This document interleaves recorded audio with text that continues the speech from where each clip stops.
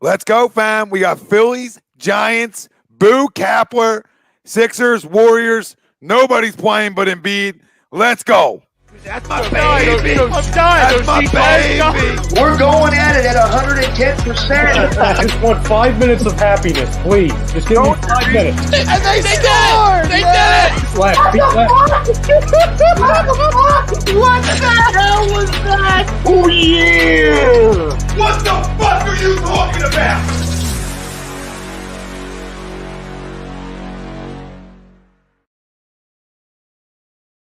Hi, folks. Bob Mannery here. You're listening to A2D Radio, real sports talk radio for the fans, by the fans, no agenda. These guys are the best in the business. Hashtag it. No notes.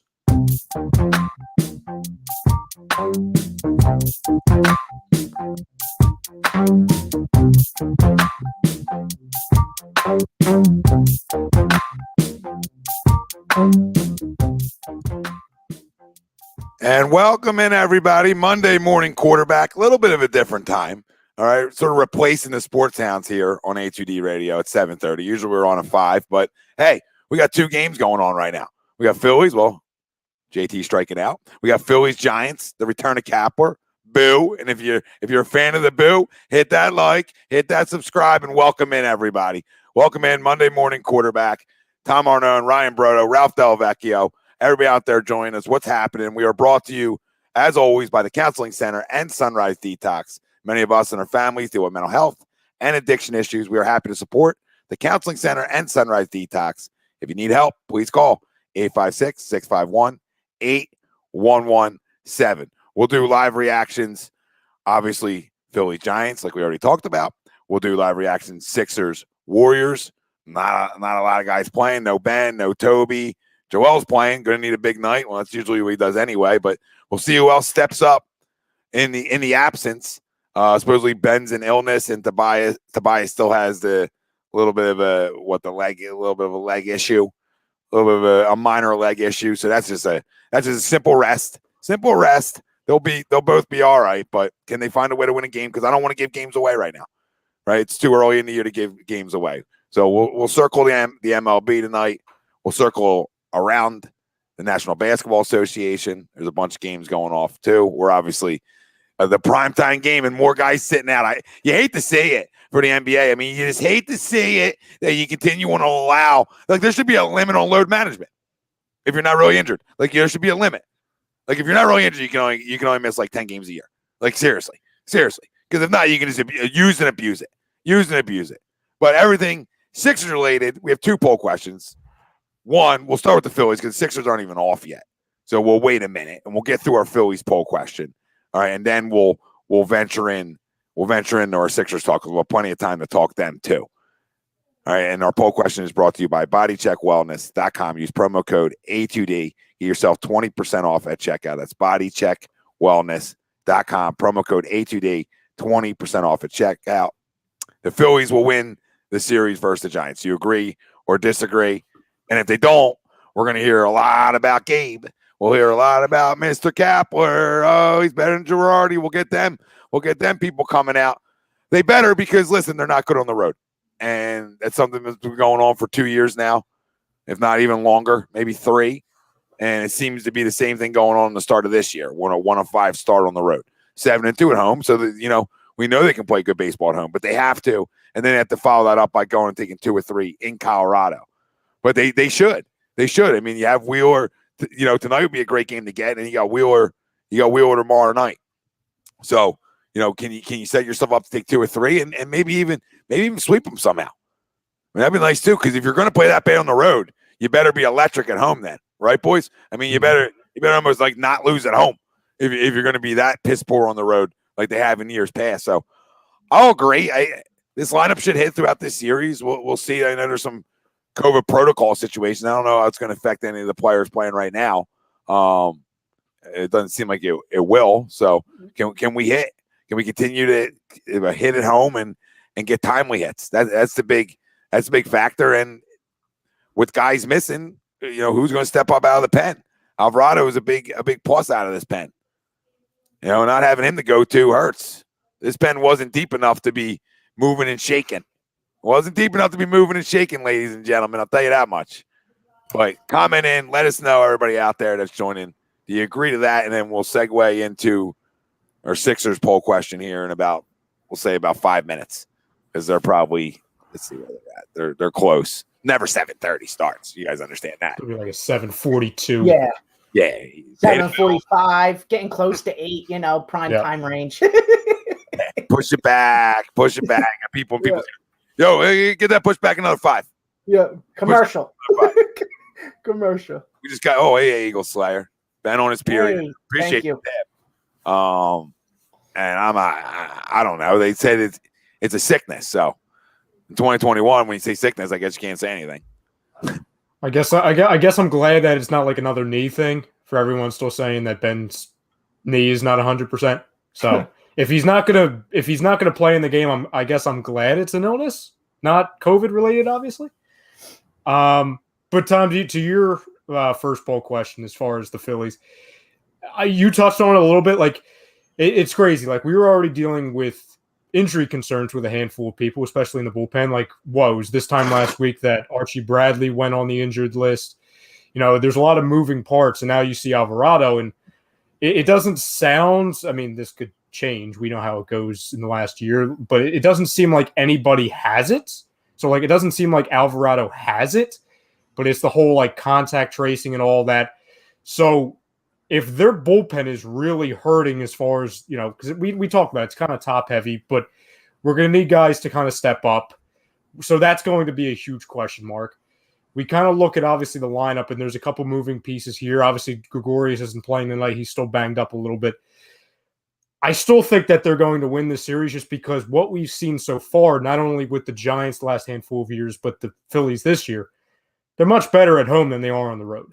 So you see Bryce Harper swinging the bat really well. You're starting to see guys move their momentum a little bit further along as the season's kind of progressing here. So, I mean, I'm not afraid of the friggin' Giants. I'm really not.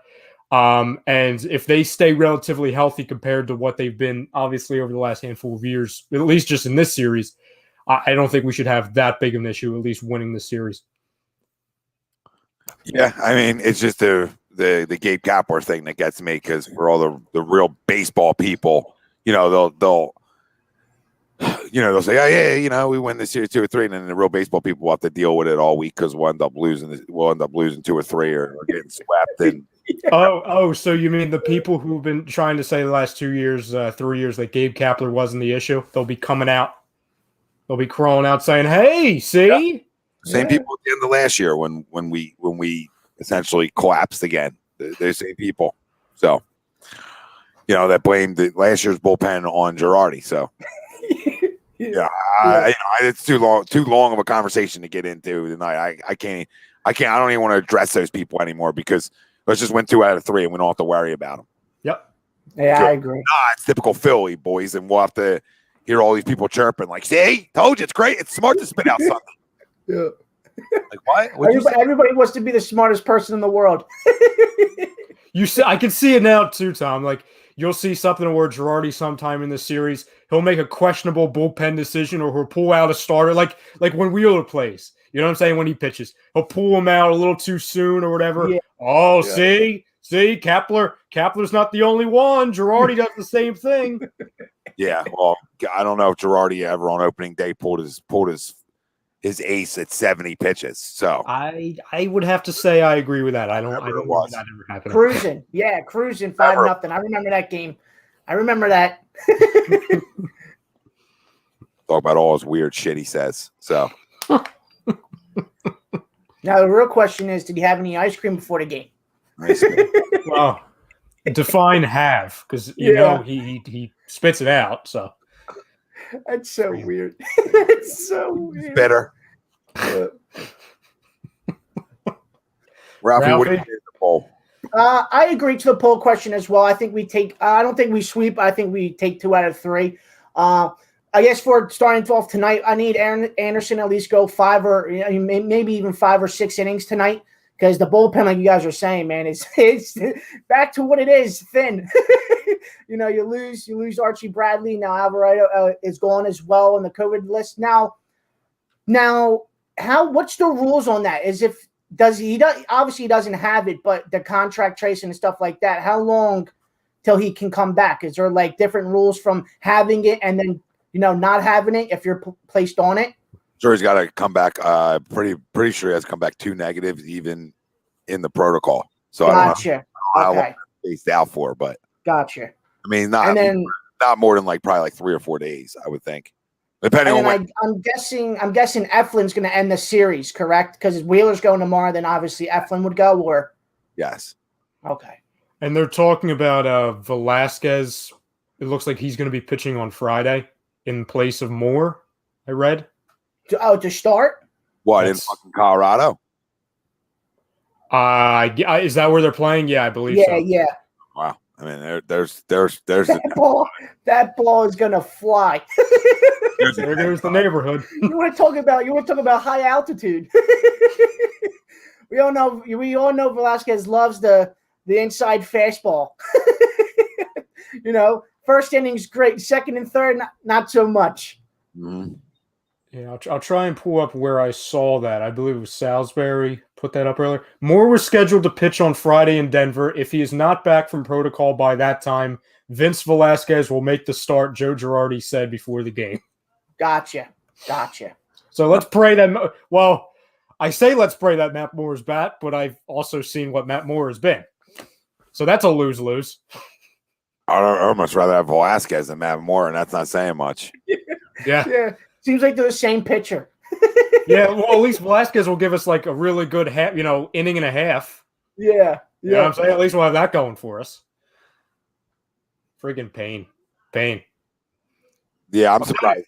Pretty soon, I'm gonna start bringing up like Cole Hamels' name. Be like, hey, you want to bring in Cole Hamels?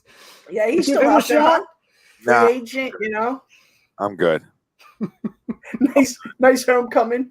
I'm not bringing back Cole Hamels. I'm bringing up Medina, or I'm bringing up Spencer Howard. I'm bringing. Yeah, now I'm surprised. I guess because Matt Moore's on he doesn't have it. He's just the protocol. I'm surprised they haven't called up Howard yet. But obviously, I guess they could have Matt Moore back on Friday. So. Yeah, I think they just sent him down too, and they open up their season May 4th. So I don't know if they're planning on like giving him some starts down there before they would consider bringing him up. I don't know how their thought process is with anything. So I don't know. Nah. I don't know. And I guess they haven't seen Medina really throw in a year. So who knows what some of your arms down in your system are, because they had no minor league baseball last year. So yeah, that is right. So I don't know how much information they have on some of their younger guys like that. So it's going to be big for them to have minor league baseball kick off May 4th, because at least you'll be able to gauge some things you have going on down there too, and at least develop your farm system, if you even have the ability to do that anymore. I was going to say, that's a very good point. Yeah, I have no idea. I have no idea. So we'll see. I don't know. I don't know what Medina was the year before, but I mean, Spencer Howard was just up on your squad. Came out from spring training up here.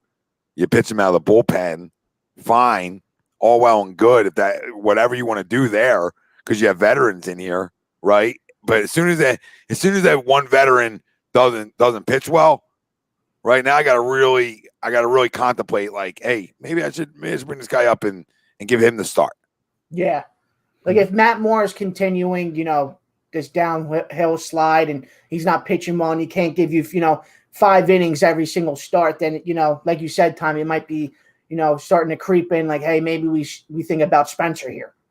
Well, I mean, they brought up this Damon Jones guy who, I mean, I have no idea, like, what that's supposed to mean, but it's like, you would really bring up Damon Jones over Spencer Howard? Like, I don't care if it's even in a short sample size. Like, just seeing that just doesn't make much sense to me. Well, I think they just sent him back down. Oh, what, Spencer? Yeah, like he was just up, and they just sent him back down. So, gotcha. That's the reason he's not right back up, because they just did this. Strange. Yeah, and the only other thing I can think of is if they wanted him up with the big squad before the start of the minor league season, just to have him around, right? And then we'll go get him. We'll go have him start down there when they kick off May 4th. That's the only like thought process I could even like understand.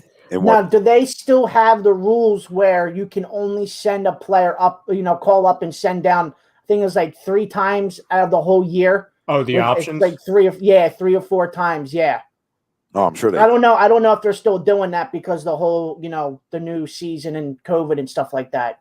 So I don't know if there's like a limit on, calling a player up and sending him down and then calling him back up. Because I know in the past before, all this regular baseball, I think it was like 3 or 4 times you could call a guy up and then send him back down and call him back up and send him back down again. Yeah, there's limits to how many times you can do it, but I mean, it shouldn't affect him. Because I would assume like if he's brought up again, it's the start. Yeah. Yeah. Yeah, because I'm reading here. So 6 days ago, he was brought up to be the 27th man in the doubleheader. So that's why he was brought up, I'm guessing. But to your point, Tom, they sent him right back down afterwards. Yeah. Okay. You know what I mean? It's fun. Who knows? Nothing to send him down to. It's just like right now, it's just a wait almost. I mean, yeah. They're in a inner squad and doing stuff like that. But well, I remember something. It was at the very beginning of spring training with Spencer Howard. Joe Girardi kept talking about like his trust in him for like health. There was like some kind of concern with him that like if he was going to start the season with us, he was going to be on some kind of innings count. Like, what the hell was that all about? You know what I'm saying? Yeah, like, I don't know. It's not like he overthrew last year. I mean, there was no minor league season. So like, I don't know where the overthrow of him came in at. So I don't know where all that aged with arm concerns or A, B, C, and D. I really don't. I don't. I mean, I would assume that they aren't going to lie about it, but it's concerning. It's concerning, and guess what? He didn't look great anyway, last year. So I'm not like crowning him. I'm just saying that give one of your young guys a shot, sooner than later if this continues. With 1 or 2 of these older veterans that you have in. Well, yeah, especially because we've seen obviously with, Bohm coming up and Kinger, even though we know how that panned out, all these younger guys. Spencer Howard's one of the final pieces of that kind of bunch that we've been talking about for a handful of years. So like, to your point, Tom, it's like, we're not clamoring for him because he looked awesome, the last time he was on the big club, but it's like, well, this organization's been talking about him like, oh, just wait until Spencer Howard arrives. Just wait. And he arrives for 5 seconds. He doesn't look good at all. And they send him right back down. And then you have the manager talking about innings restrictions and health concerns. It's just the whole situation's odd to me. It's like if they don't truly believe that he's the guy that they thought he was, and granted, this is going to take another team, but like, okay, then ship him out somewhere. You know what I'm saying? Like, it's either you believe in the guy for what he's supposed to be or not. Yeah, pack it, girl. Do something. You're not going to baby it. Yeah. Yeah, and I'm with you, Tommy. Like, I'm at the point now with this organization, like with the young guys down in, in the minor league system, with just babying them, and then obviously, at least, putting them in good spots. Like Ryan said, like, if you're going to call him up, call him up. I would rather have him struggle in the MLB and get over the humps in the big leagues than do it down in the minor league system. That's just me personally. Yeah, you already know what he is down there. Yeah, absolutely. I always say you get your best. You only get better around the pros. So, the guys are big league pitching coaches and big league managers.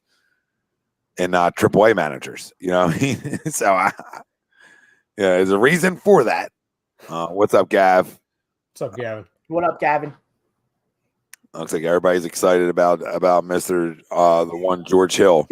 Yeah. What are your predictions for this guy tonight? First off, like, how many minutes do you think we're actually going to see of him? I know Doc never truly said, the famous phrase minutes restriction that I know Sixers fans are very familiar with.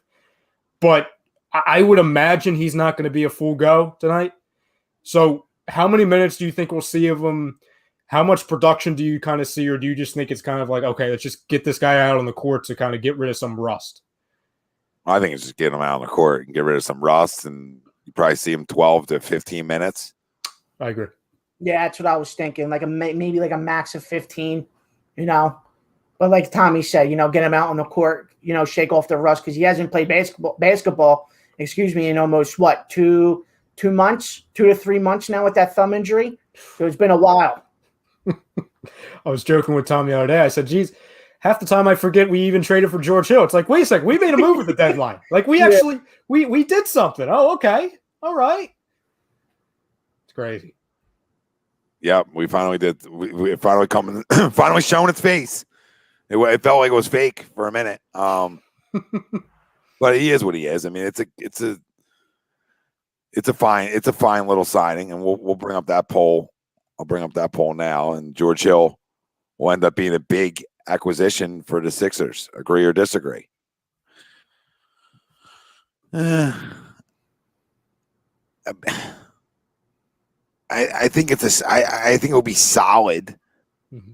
You know, so I'm going to disagree, because I don't think it's going to be a big.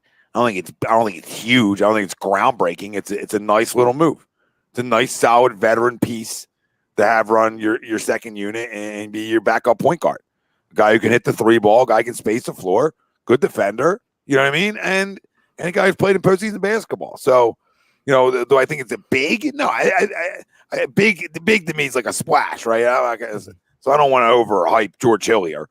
So I'll disagree too. But I think it's a solid move. Of course, it's solid, but it's not anything bigger than that. You know, can he win you a game in a series by hitting a big three? Yeah, I'm sure he can. You know, so you know that's going to help. You can't ever have enough shooters, and you can never have enough veteran shooters, especially when you try to win inside out the way the Sixers do. So to me, it's a no-brainer. It's a move that's not going to hurt you at all. It can only help you. The upside's only going to be high on the situation, right?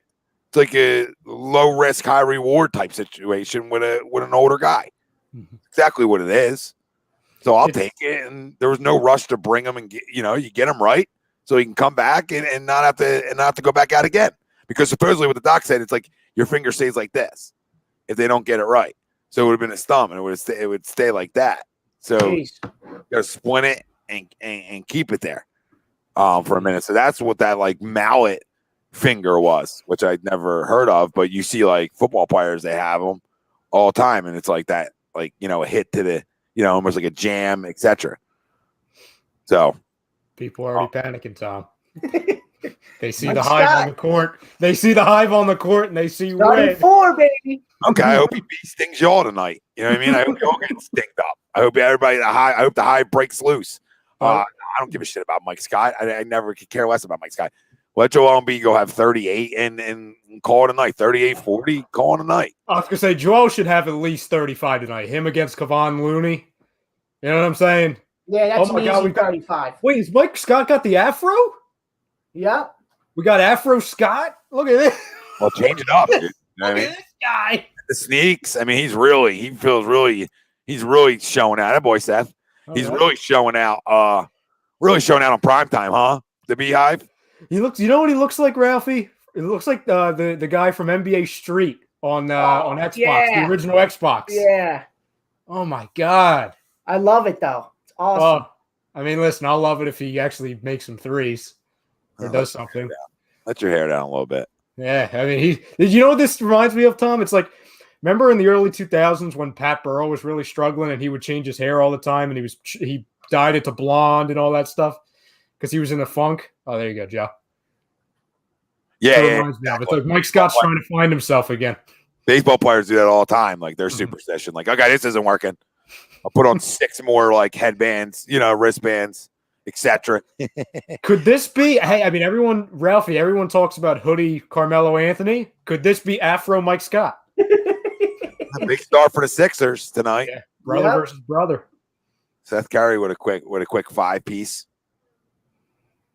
Quick 5-piece. Yeah, that is thick. I'll tell you that much. Yeah. Thick piece of hair there. Another miss by them. Who was that? Draymond who shot that, or yeah, Draymond. Okay, love that. And the Phillies are 0-0. Sorry, going to bottom second. So Anderson somehow got out of that. It was first and second, nobody out. So he must have got a double play ball and then like another out some way. Gotcha. To the poll though, Tom, I disagree as well. I wouldn't. When we said this as soon as the acquisition was made, I wouldn't call it a big move. It's a solid move that it's a consistency and experience move. It's, hey, can George Hill provide a little bit more consistency than Shake Milton, especially handling the ball in the playoffs? Yeah, he can. Is he going to have way more experience than Shake Milton in the playoffs? Obviously. But George Hill, you might see like a George Hill game or a George Hill quarter where he might carry you during, some off minutes or whatever. He would have made that, by the way, Mr. Embiid. But no, I mean, George Hill's, he's going to get some minutes. He's going to be productive at times. But for everyone asking us over the last handful of weeks, George Hill's going to be in the starting five over Danny Green or Curry, right? No. There could be instances where George Hill's finishing some games if either Danny or Seth, most likely Seth, is struggling in those games, then sure. But I don't believe it changes the starting lineup, and I really don't believe it changes too much of the overall rotation because he's going to give you some solid minutes. And like I said, it's experience and consistency. That's what he's going to give to you. Yep, 10-0 Sixers. Ooh, brother versus brother pickpocket. What a start for the Sixers. He just pickpocketed his brother. What a start for the Sixers. Up 12-0. All right. That's surprising. Great start. Yeah. Ralphie, I believe you texted me Warriors by 30. Yeah. Great start for everybody that, was complaining in my DMs tonight. Like, this guy's a pussy. This guy stinks. Oh, my God. Great start for the Just guys weren't playing. Like, geez, my God. You watch around the league? I mean, yeah. Other guys are sitting out every other night. I mean, the guys. I think Toronto just got fined. I think it was like $25,000 for sitting players that weren't injured either. San Antonio did too. Yeah, yep. The Spurs are known for that. Come on.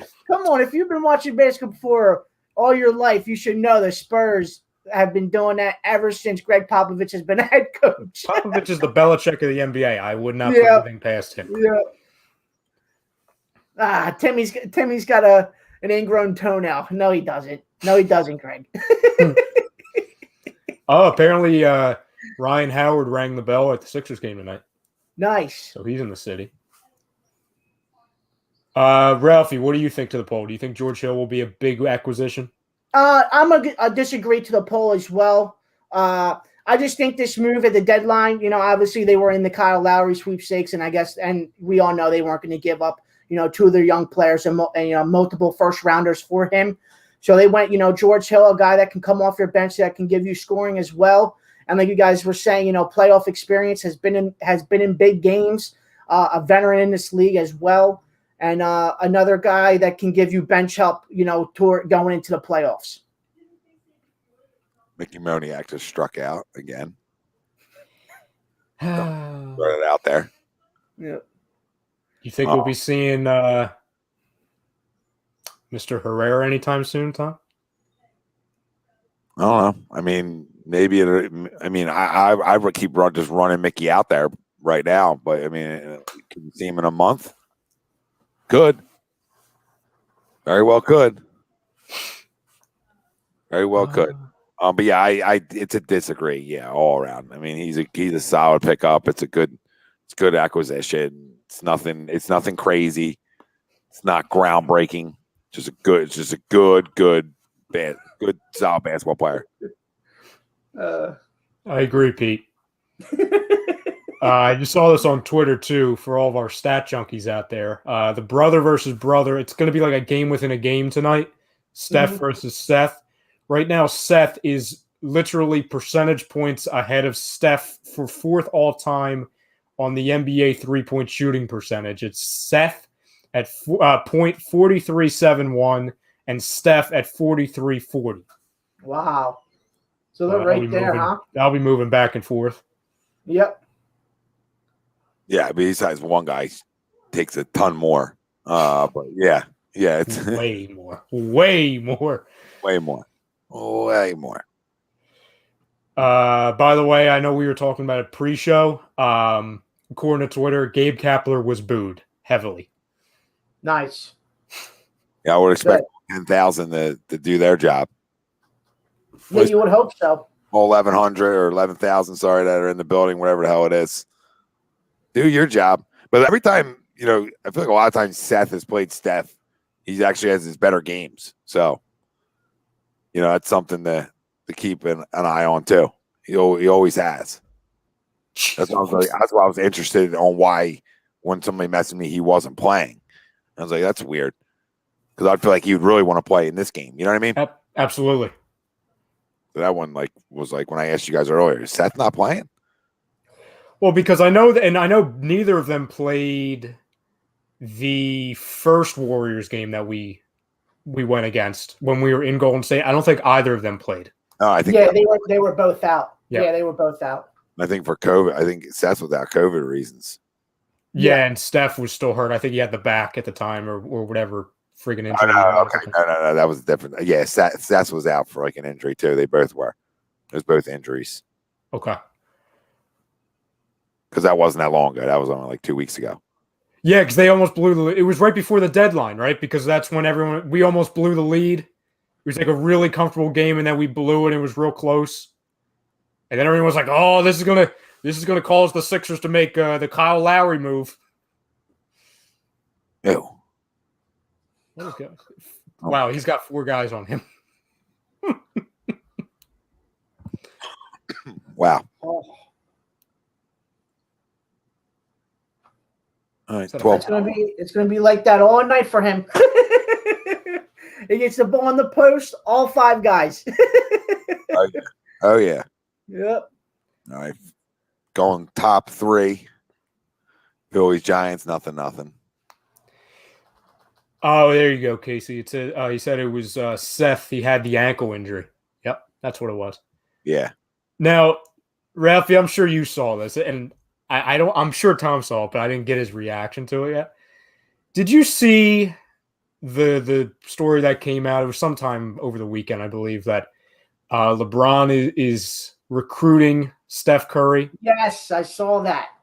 And Broussard, not this year, but next year, Steph is a free agent. And Broussard said today, I was watching right before I came on with you guys, that it would actually be a good thing for the NBA because, Brooklyn's going to, they're going to run over the league. So it's going to be a great dynamic. It's going to be it'll be a great thing for the league. The 7-star Lakers against the 7-star Brooklyn Nets, because that's best for the league. My boy, Danny. No, it's stupid. I heard it like a week ago. It's dumb.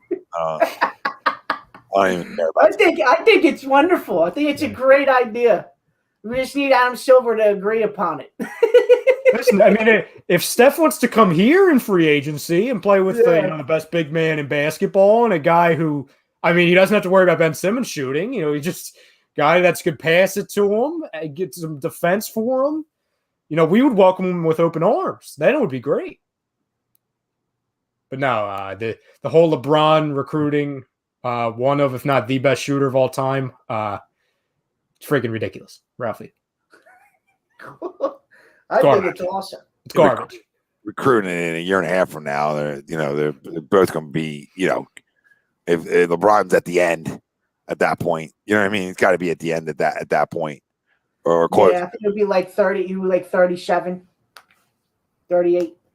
And then Seth would be like 35. So it's not like, you know what I mean?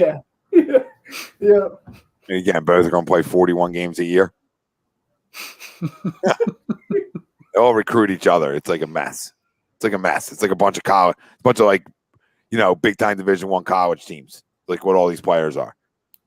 Like, I'll buy you a car. I'll buy you a house. I'll buy you this. You come play over here with us. Yeah, it's definitely like college recruitment, right? I'll give you $100K. You come sign with us. And nobody knows that's not happening. Oh yeah. Absolutely happening. Especially. I totally agree with you, Tommy. Especially Totally LeBron with all the money he has. Come sign a mid-level deal here. Yeah. A veteran minimum. I'll give you the rest of it. Don't worry about it. You know what I mean? I'll get it to you in dinners and stuff. And I know, because the funny thing is that LeBron did that. There was a rumor about LeBron did that with Anthony Davis when we were, the whole Kawhi Leonard situation.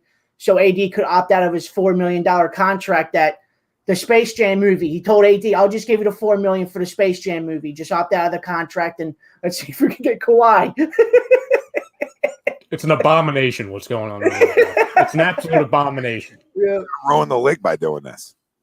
They're going to ruin the game by doing this. This is the most quote-unquote parody we've had. What was that, Tom? That's when fans stop watching. Yes. Fans stop watching when their team has no chance of winning.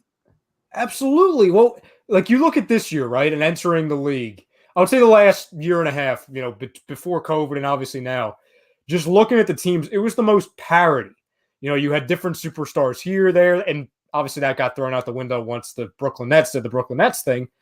But I remember we were previewing the season a couple years ago after Kawhi went to the Clippers, and everyone kind of split up a little bit, and we were excited about okay, there's actually maybe 5 teams that can compete for it this year. 5 to 7 teams that actually could make a run to the title. Yeah. Yes. It wasn't who's going to go and lose to the Warriors in 6.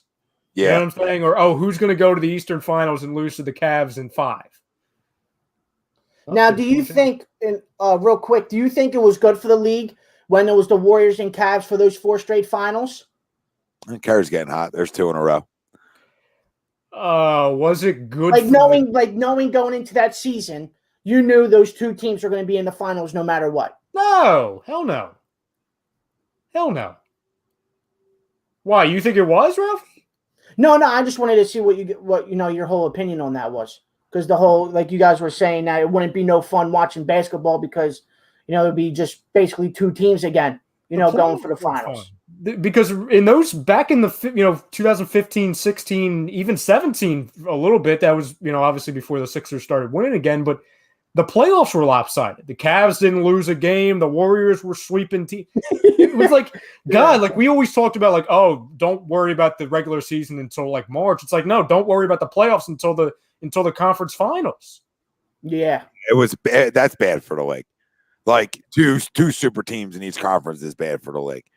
Now, if you have 5 and 5, if you have 10 teams that have the capabilities of beating each other, then that's a different story. I mean, I think you need to at least have 5 teams from each conference that stand a chance, or you're going to kill this league. Kill it.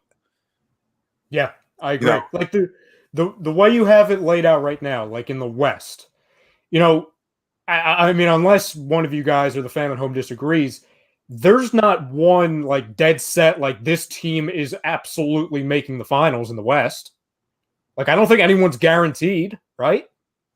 No, yeah. You're right. You're right. And it was at some points last year too, even though it was, basically the Clippers and Lakers, everybody thought, was going to come down to those 2 in the Western Conference. At some points last year too, you could have looked at the Western Conference and, thought the same thing as well. Wow, this team has a chance of knocking off the Clippers, or this team has a chance to, knock off the Lakers. And again, it's the same thing this year with the Western Conference, where you look through 1 through 6 right now, and you can make a case for every team to make it to the finals. I'll just go down the line. You tell me if you guys agree. I would say the true contenders to win a finals, or no, I'll just say to get to a finals. I'm not even going to win. To get to a finals in the West, Jazz, Suns, Clippers, Lakers. Because I think Jamal Murray not being on the Nuggets kills them. Yeah, that Jamal Murray injury to the Nuggets definitely slows them down. Slows them down. Do you agree, Tom? Would you take a team out? Would you add a team? That's about right. I mean, that's about right. There's not much argument there. You know what I mean? And then, obviously, in the East, I would say the teams that are true contenders to make the finals in the East are Sixers, Nets, Bucks, maybe Celtics and Heat, maybe. Yeah, those 2 teams are the the outside looking in. Yeah, I think the top 3 that you listed have a good shot at making the finals. Yeah. Mm-hmm. Giants up 2-0. Brandon Belt 2-run homer. Nice.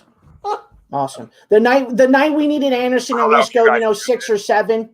If you real quick, if you like last night, I think we literally talked about Brandon Belt coming back this series because he's healthy and hitting like 4 home runs against us. So, good start, Brandon Belt to making us sound smart when we don't want to be. Jerk off. But Tom, would you add what's your thoughts on the Eastern list? Would you add all 5 of those teams? Would you put the Celtics and Heat as true contenders to get to the finals, or would you just say those 3 teams and go to bed?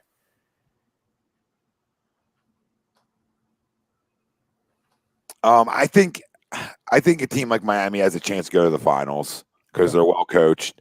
And I think depending if what happens with Boston, if they get hot, they might be a little bit of a tough out if their guard plays well. So I mean, do I think they really have finals chances? No, but I mean they're there.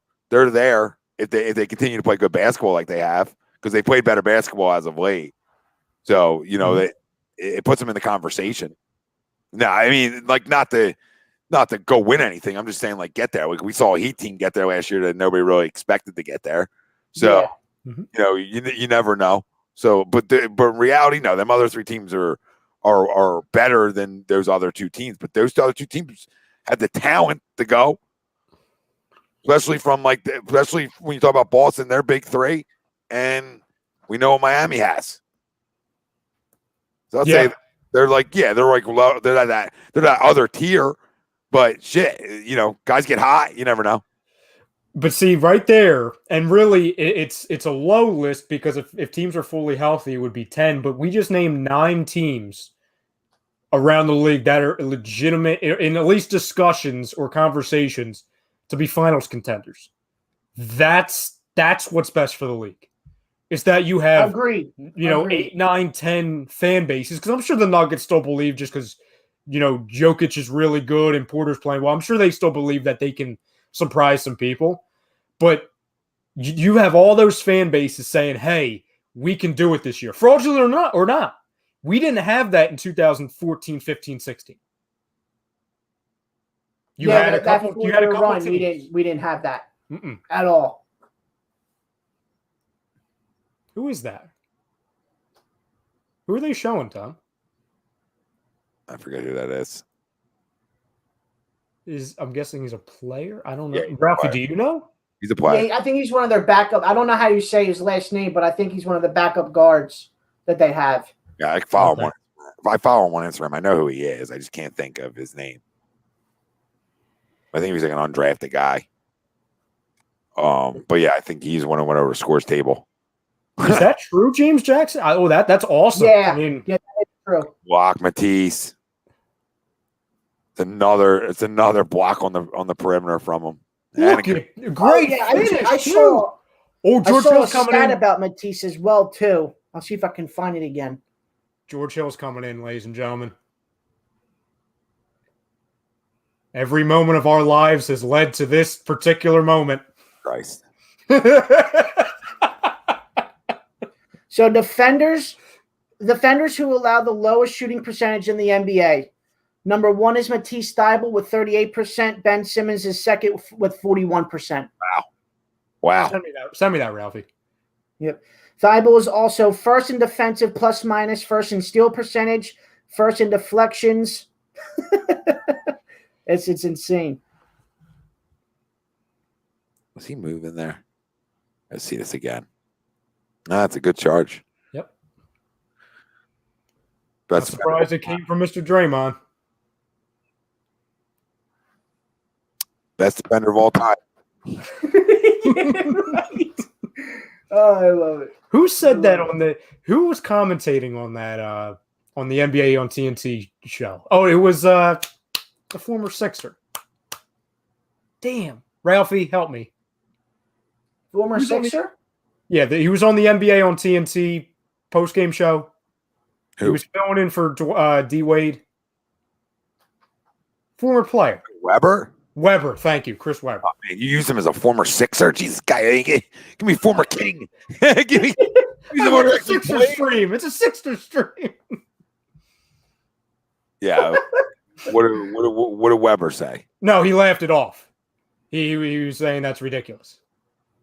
The whole best defender of all time thing. He said that's fine if he says it, but maybe he shouldn't say it out loud. Oh yeah, the whole family's playing against each other tonight. You got the brother-in-law, the two brothers. George Hill threw an inbound pass. Doc's coaching. Twitter's excited. Oh man. Oh, he's got the ball. Well, good start.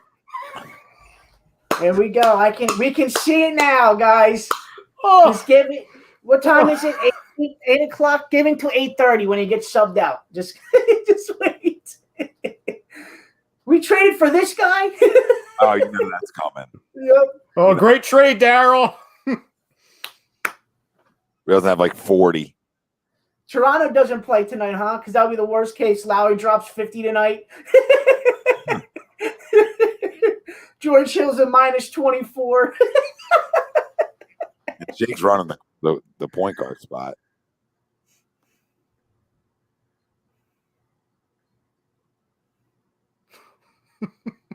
A rebound, Danny. Okay. Then we want. Oh, good look. Good pass. People are already calling for Isaiah Joe. No, that doesn't count. That's Don. Oh, okay. I didn't see the name. I just saw Isaiah Joe. Sorry, Sorry, Don. You don't count this one, Don. James Jackson. We waited all that time for that. I'm actually going to go to Twitter. I'm going to read some. I'm saying with LaMelo, could return to the lineup in 7 to 10 days. Nice. Cool. That's good. Playoff run. I would love to see them in a playoff series. Sixers up 22 to 19, and the Phillies are down 2-0. Bottom three, runner on first. Reese Hoskins singled. So he's the runner on first. 2 down. 2 down, I believe, for Mr. Harper. Everyone on Twitter's panicking right now because Shake is still handling the ball, even though George Hill's on the court. Everyone's like, why did they do this then? Here we go. It's starting Wow. to flood in. Yeah, because they don't realize the guy just essentially started getting past the basketball. Yeah. Yep. Maybe doesn't fully grasp the whole offense yet to run the point. Who knows? Who knows their reasoning? Who cares where he plays? Jeez, I don't. Shake just had a 3 ball that he didn't have to dribble on, right? And missed it. So nothing changed. Nothing. We've got guys on Twitter right now with blue check marks praising George Hill because of a skip pass right now. That skip pass from George Hill is going to be so beneficial to this bench unit. It's a freaking pass. That's not Magic Johnson out there, is it? It might be Ralphie. There we go. We got another name. Matisse is what? Scotty? George Hill is Magic. We got it. And Furkan is Ray Allen. Yep. Greatest team ever assembled. The dream team. So what's this 5 right now? You got Dwight. Can't get us back in this game. Oh, we got Giants fans in here. Giants, let's go. Is that Kapler's burner? Probably just to want him to think people actually like the Giants. Yeah.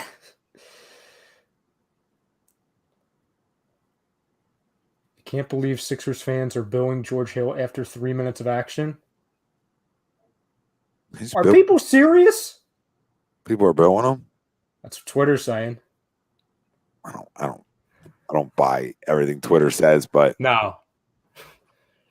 I've been listening to the game. I haven't heard a boo. Oh my God, he's so good on set. On set. So we go to the end of the first, tied at 24.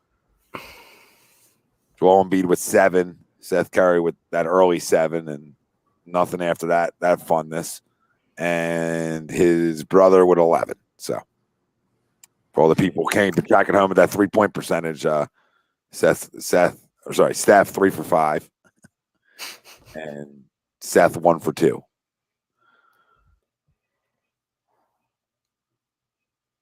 Yeah, he's pretty good, guys. He's pretty good. What up, Tommy? What up, Tommy? Just find a way to win a game tonight. What up, Tom? Harper singles. Hoskins the third. So first and third, 2 outs for JT. Relomuto.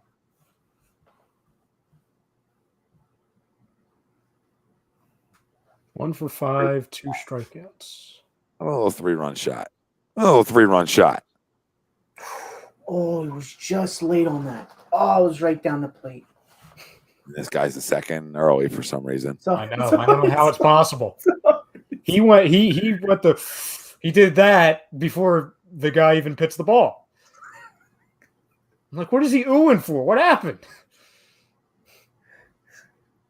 I'm telling you, Ralph, you have some kind of wiring into these stadiums. Hey, Stayed real quiet on that one, Ralphie. Yeah. Don asks, are you all surprised that the Yankees suck? It's early. It's early. I don't believe they're going to suck throughout the whole year. I would love for that to happen, but Yeah. I don't buy that's going to be the case for them.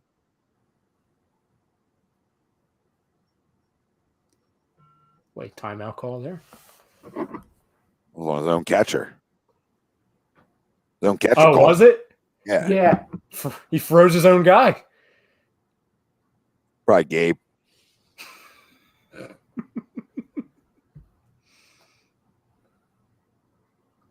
Come on, JT. Come on. 2 out RBIs. Big fan of them. 2 out ribbies. That's why you get paid the big money, Mr. JT.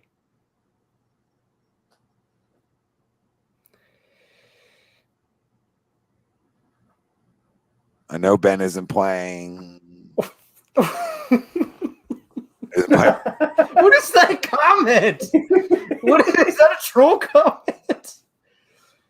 I don't even know what that fucking means. No, do you mean like in the playoffs you need to step up? Because yeah, we agree with you, but I think it's one of them. I think it's being sarcastic because no matter what he does, everybody's critical of him. yeah. So I'm guessing that's where he's going with that one. But yeah, he's got to do more. Got to do more tonight. He's got to do more on that bench right now. I'm extremely critical of him, but he's got to do more tonight. Come on, JT. Come on, JT. Battle. Ralphie already knows, probably. He already knows. Yeah, Ralphie's already in the 5th inning. Strike out. Book it. Yeah, right. Right. I could make good money doing this. Hey, I'll bet you $50 JT gets it in here. That's what I'm saying, Ralphie. Like some back to the future when he comes back with the sports book. Yeah. Becomes a millionaire. Yeah. Yeah. Casey says we're gonna need some more energy on the bench tonight out of Ben. Yeah, and him step up. Be it a what do they call? What did Kapler call himself? An emotional warrior, or a tremendous competitor, or whatever. The freaking all the weird words he uses. Yeah. I thought they were gonna call him on that, Tom. I did too. Oh, he went. Okay. Yeah, I don't know if I go there though.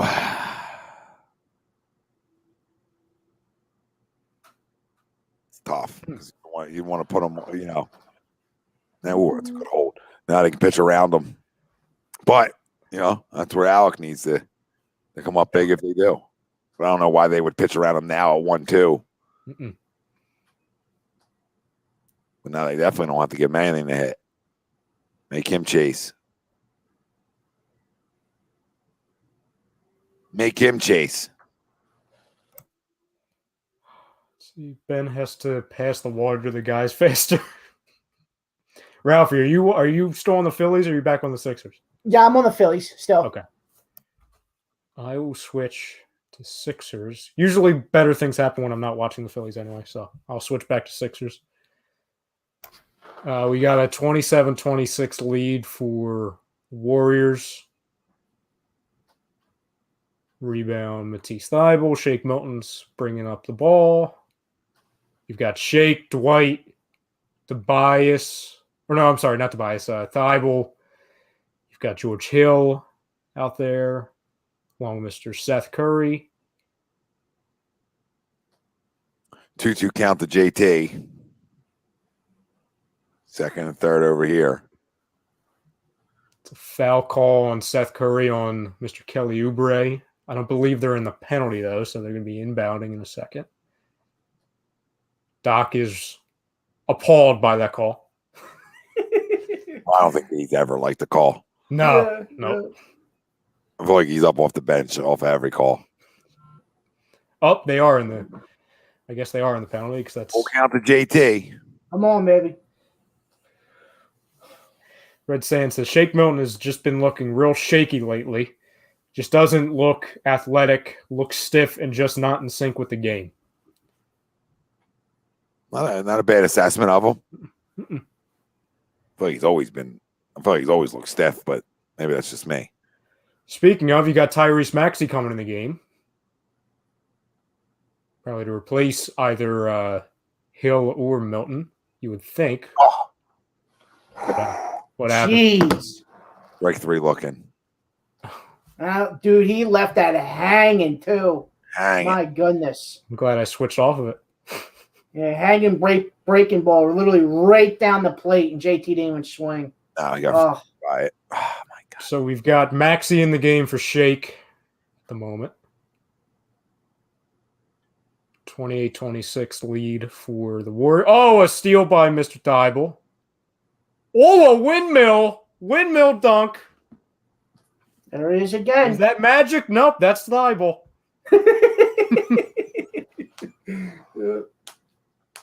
Oh, I love it. That's too easy. Scotty could never do that windmill. Wait. Oh, man. Wow. Put this man in the dunk contest. See Rayshon Tucker? He was celebrating in the air. Look at Joe. I think he was saying ew because it was a weird looking dunk. It was a little weird. I think it was an ew. Thank you, Mr. Contreras. What's up, A2D? Just jumped it right in and see how's it going. Keep up the good work, boys. Well, Mr. Contreras, Phils are losing, so. Danny getting a Deshaun Watson massage on the side. Really getting into the glutes. Getting into it there. Yeah, really up in the glutes. Everybody's wondering. Connor Susan says, feeling the same way about Shake, seems to be forcing everything lately. Yeah, he was almost like automatic at the beginning of the year. But you know, these things happen. Still a young player. Good passing. Oh my God. Terrible shot. Oh. Like fucking threw it off the backboard. He did everything right, but literally the shot. Like, he did all the hard stuff. Made a good cut, get into the lane. I mean, what? Seth. How about that percent? Remember that fun time ago where he was beating his brother in that little fun percentage game for half a minute? Yeah, that's it. John Lynch says, did you guys see that Scott Kingery is 1 for 26 at the alternate site? Jeez, really? Golly. Mr. Jetpacks. No, I did not see that, and that's not surprising at all. That dude got talked about like he was going to be like the next Mike Schmidt for us. Chase Utley. I believe the term was next Chase Utley, but smaller. Yeah. 1 for 26. Golly. Sixers really looking good right now. Finding offense from all parties. All cylinders. Which is nobody. and they're losing 33-28. So I think we've had 2 buckets here in the second. So that's cute. Joel's just standing there like, you guys going to bring me back in? Like, I'm tired of watching this. Take it strong. Not a boy, Tyrese. Not a boy. Got to take it strong. Take it strong to the bucket. The crazy thing, too, Tom, I believe you were talking about it a couple Sundays ago when you were talking about Kingery. Everyone talks about his hitting. He's not even that good of a fielder. Like, I remember when everyone was trying to say he was like an all-world second baseman. No, he looked slow last year. No, he looks sluggish as hell. Looked like he was too thick. Trying to hit the long ball too much. Can't hit the long ball. My boy Matisse. Scottie Pippen. All I need from him every game is literally 5 points. Like literally just 5 points. Hit me a 3 and get to the bucket one time. Couple blocks, few steals. And I know you guys been saying that, for majority of the years, that when playoff time comes, can you at least give me those type of points? Because you know what you can do on the defensive side of the ball, but when you're in the half court on offense, you're not there. You're not existent. So that's good for Matisse at least hitting shots early in the game. Hopefully he could keep it up for you guys. Yeah, 3 for 6 for 7. I mean, we'll take it. 1 for 3. Yeah. So I mean, he shot the ball a little bit tonight. So that's good. That's good. Like we talk about every time we do a goddamn show on A2D. That is live reactions of any sort of any team. Just win me the fucking game tonight, please. I really don't care how you do it. It doesn't have to be clean. It doesn't have to be like, oh my God, they look so great tonight. Like, I don't care.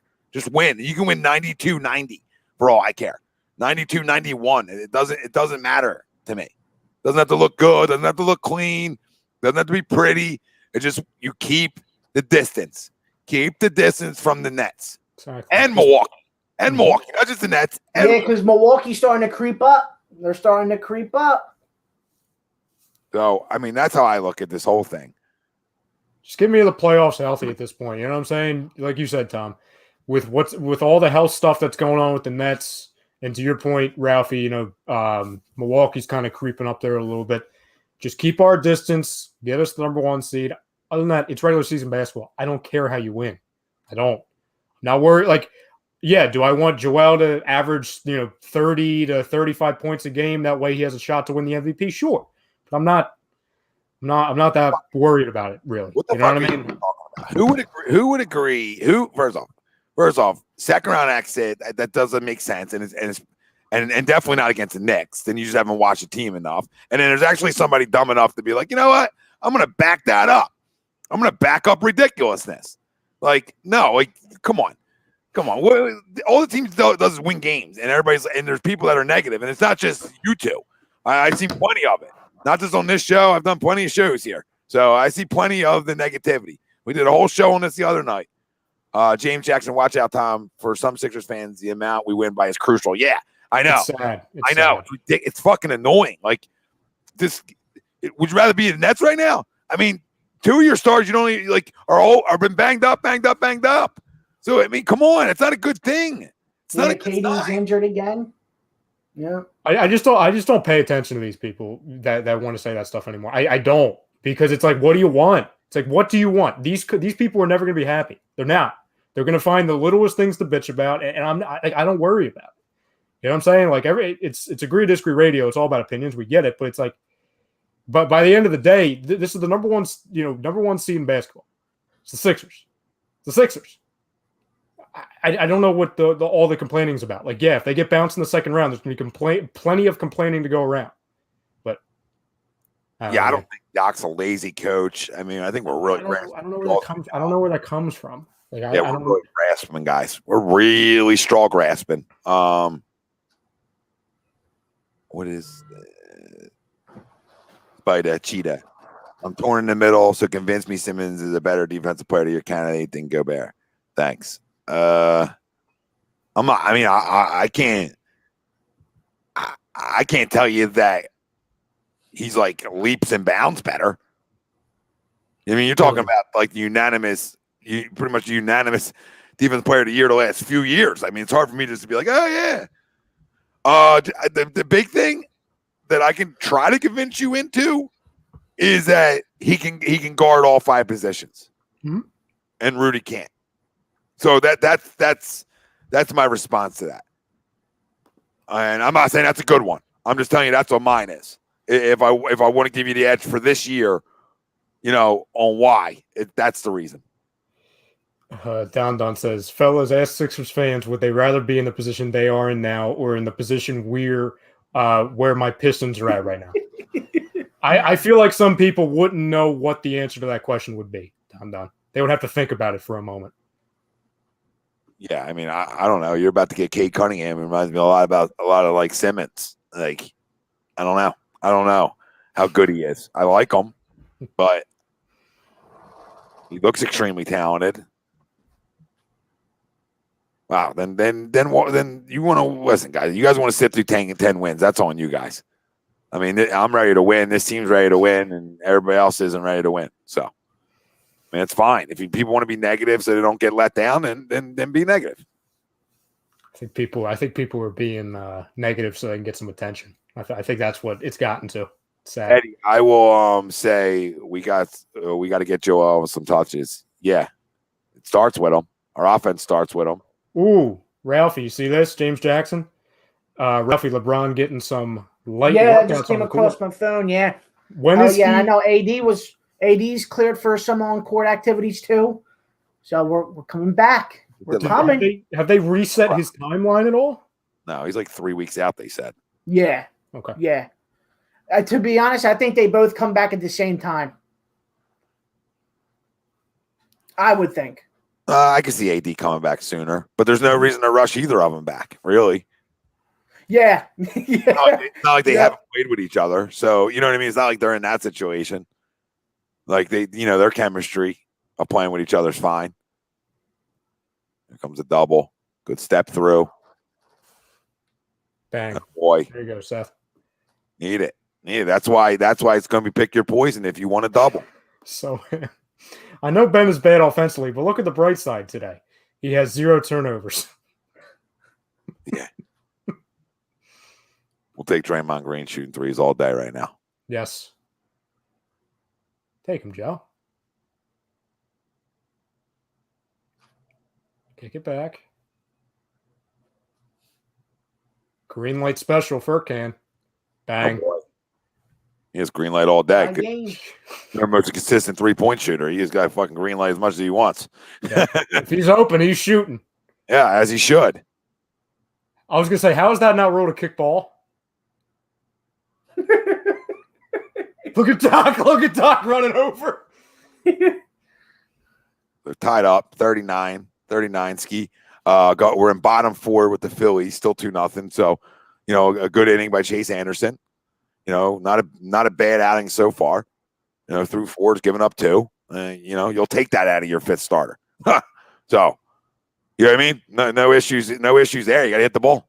Got to hit the baseball. So it's as simple as that when we're talking about the Phillies.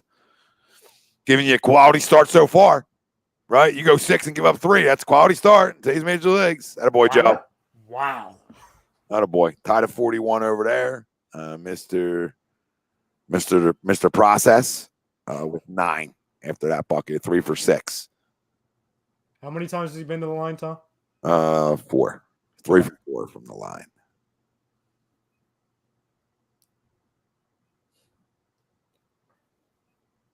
Me and I says y'all got to stop hating. We won Lakers and Nets we beat the Lakers and Nets are in first place. I didn't know who you were talking about for a second, me and I. That should stay that pass, by the way. No, I don't know why everybody freaks out. I don't care anymore. Everybody can be negative. They're not gonna bring me down on this basketball team. And it's more than just a few people in the chat tonight. It's been pretty consistent throughout the shows I've done talking Sixers. Oh, it's everywhere. It's on our posts. It's on a lot of the shows.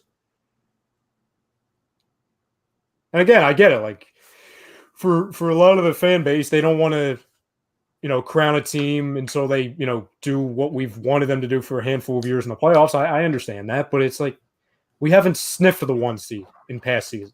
We haven't touched it. We've been the 1 seed majority of this season. I think we've lost it, once? Twice, Tom? That was for like a couple games here or there? Yeah, or it was tied, or half a game back we were at one point. So nothing crazy. Nothing crazy. Yeah, I think you guys were in the first seed for about 3 months, like three months in a row. And the only time we tied the Nets is when they were going on a tear, and that's when and we weren't with Joel for that 12 games. Yes. By the way, Steph has 16 now, another 3. Joel has 11. Going to work again here. That's got blocked. Really? Oh. Actually, looked like a good block by Wiggins from behind there, actually. That's good D. Going the other way. I'm shocked Joel didn't get teed up there. Not because I think he should have, but just knowing these refs, because he kind of flailed his arm at the ref when he didn't get the call. Somebody explain to me what's good enough. Like, good enough to go to the Eastern Conference Finals, like I've been saying? Yeah, they're good enough to go there. Steph. Yeah, absolutely. Yeah, he's unconscious right now. And that's the disadvantage of not having Ben playing. Well, that's why I said to Ralphie before you jumped on pre-show, Tom. I said, I'm scared to death of the perimeter defense. Especially not having Tobias and Ben. Yeah. Tobias really doesn't affect you in this one, per se. But Ben does. The Tobias injury is strange because we never really – there wasn't a particular play when it happened. Obviously, we were on the air, what was it, last Wednesday, Tom? When he disappeared? Yeah. And there was really no reason for it. There was no play. There was really never a true diagnosis. It was just knee injury. Sorry, Joe's getting – it's like a block party on Embiid right now. Yeah, it is. My goodness, Moniak down 0-2 again. Second and third, nobody out. Can you put a ball in play, kid? Ralphie, don't fucking tell me early. All right. There you go, Seth. Take another 3. Yeah. Am I really ahead, Tom? No, I went back to Phillies. Oh, okay. Moniak struck out again on the splitter. Good adjustment, buddy. 2 strikeouts tonight. Yeah, Adubel Herrera's coming sooner than later, guys. They'll give him a couple weeks. They'll give him a month. But if you don't hit in a month, it's bye-bye. Mm-hmm. So Seth made a 3, and then Steph Curry came right down the lane and scored a real easy layup. So it's 49-46 Sixers. Seth Curry just missed a pretty doable, I wouldn't call it a layup. Oh, there you go, Danny. How many doubles was that for Gene Segura? It was like some kind of milestone for Segura on doubles. Danny Green just made a 3, tied up 49-49. You said Segura doubled, Tom? Yeah, Segura doubled, but it's like a milestone. It was like a milestone double because he was tipping his cap and all kinds of shit. So I don't know how many it was. What milestone he reached.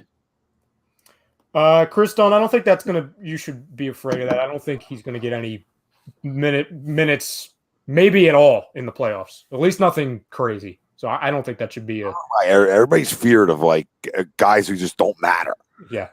Like, you know what I mean? Like, there's no fear there. The playoffs aren't going to come down to Mike Scott's production. If they do, then we're not getting out of the first round. If we're not getting out of the first round. And if you're a basketball guy, you'll know that basketball, when the playoff time comes, is all about matchups. All about matchups. Sure. I mean, dude.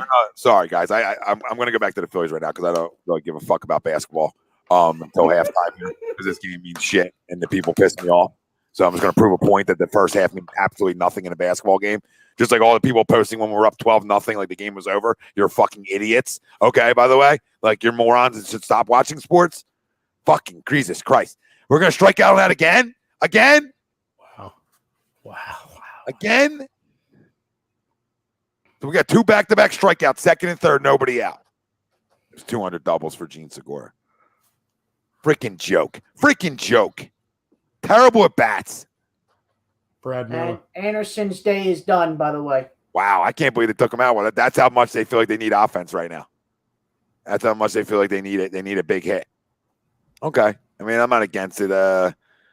He threw – where's his pitch count at? Okay. I mean, he threw 70 pitches. So it's not like it's not like they're taking him out at 50 or something. I'm okay with it. Well, so who who would you say we need to rely on in the bullpen now? Obviously, Brogdon. I can't believe I'm saying, like, whoever thought we would say this, but thank God for Connor Brogdon. Yeah, I just think, Rye, honestly, you need to get a hit now because you make this decision. It's got to come back and help you. Right? True.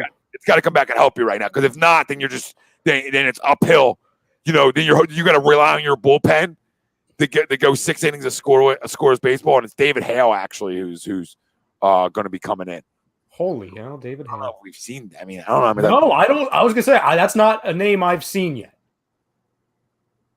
Maybe once. I just don't, James. I just feel like they need to get a hit. Yeah, maybe once, right? I just feel like that's what they're in. I mean, maybe the Mr. Bamboo.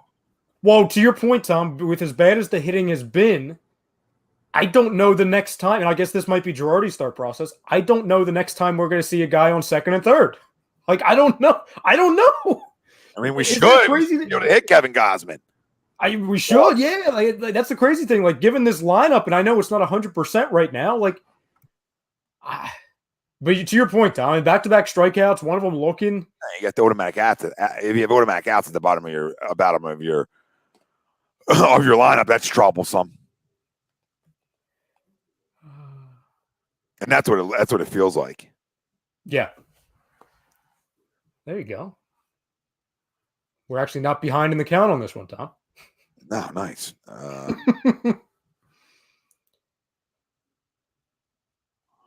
Come on, Bam. Come on, Eagle Bam. Slayer is thirsty for a Tom rant tonight, Tom. Well, give it time, guys. It's still early. It's only 8:40. A lot of time left. I like warm up. You know what I mean? As the show goes on, I warm up. I'm almost like I'm on the elliptical, and I get stronger as I go. You know what I mean? I get stronger. How are you liking that, by the way, Tom? You said you've got that in the studio? Yeah, and my weights came in today, so it was great. I did my first little weights session afterwards. All right. Good time. Yeah, I'll hit it 5 days a week. I've hit it 5 days a week so far, so I'm pretty good with that stuff. I'm pretty good with that internal accountability. That was true, James Jackson. It went from 2-0 to 2-2 real quick. Oh, yeah. Yep. Get through. Nope. Oh, throw it away. No. I thought he was going away for a second, too. The way he threw it, and it was like right in his glove. Oh, okay. Never mind. My bad. Please be the Giants. Please be the Giants.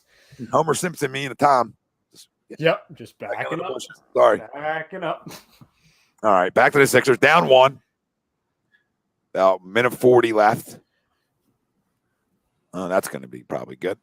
It's a good miss for us right there. Steph Curry. Somebody said Shake Milton has the best defensive rating on the team. Yeah, I don't know. They said it on ESPN or something. I don't know. Get it back to him. Get it back to him, please. Thank you. Before you got For 3 guys on game or as a whole? Oh, it's got to be tonight's game. Yeah, because whoever's brought up that stat. It's a good move. It's a great move. Yep. Second and third. Nobody out.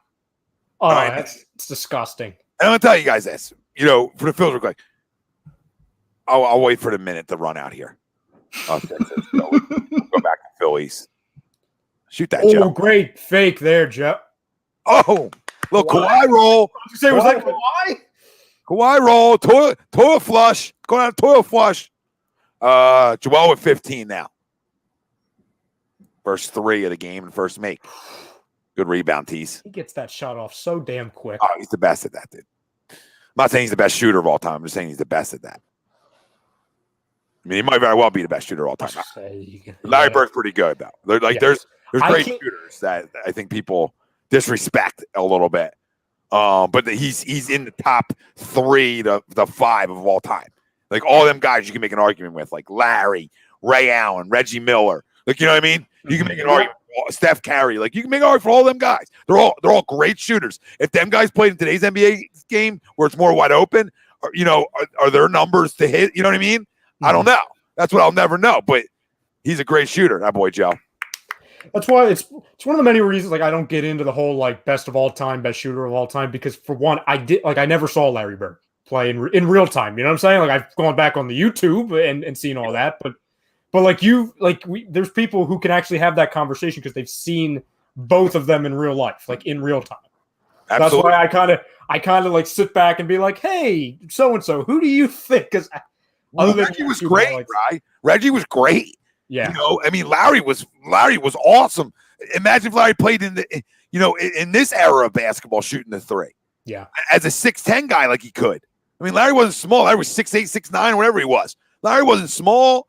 Yeah. Larry was like a white KD. He's a freaking sniper. Sniped you. Yeah, and I love the one Larry Bird story about him telling his teammates he's going to play the whole game left-handed and he dropped 40 points.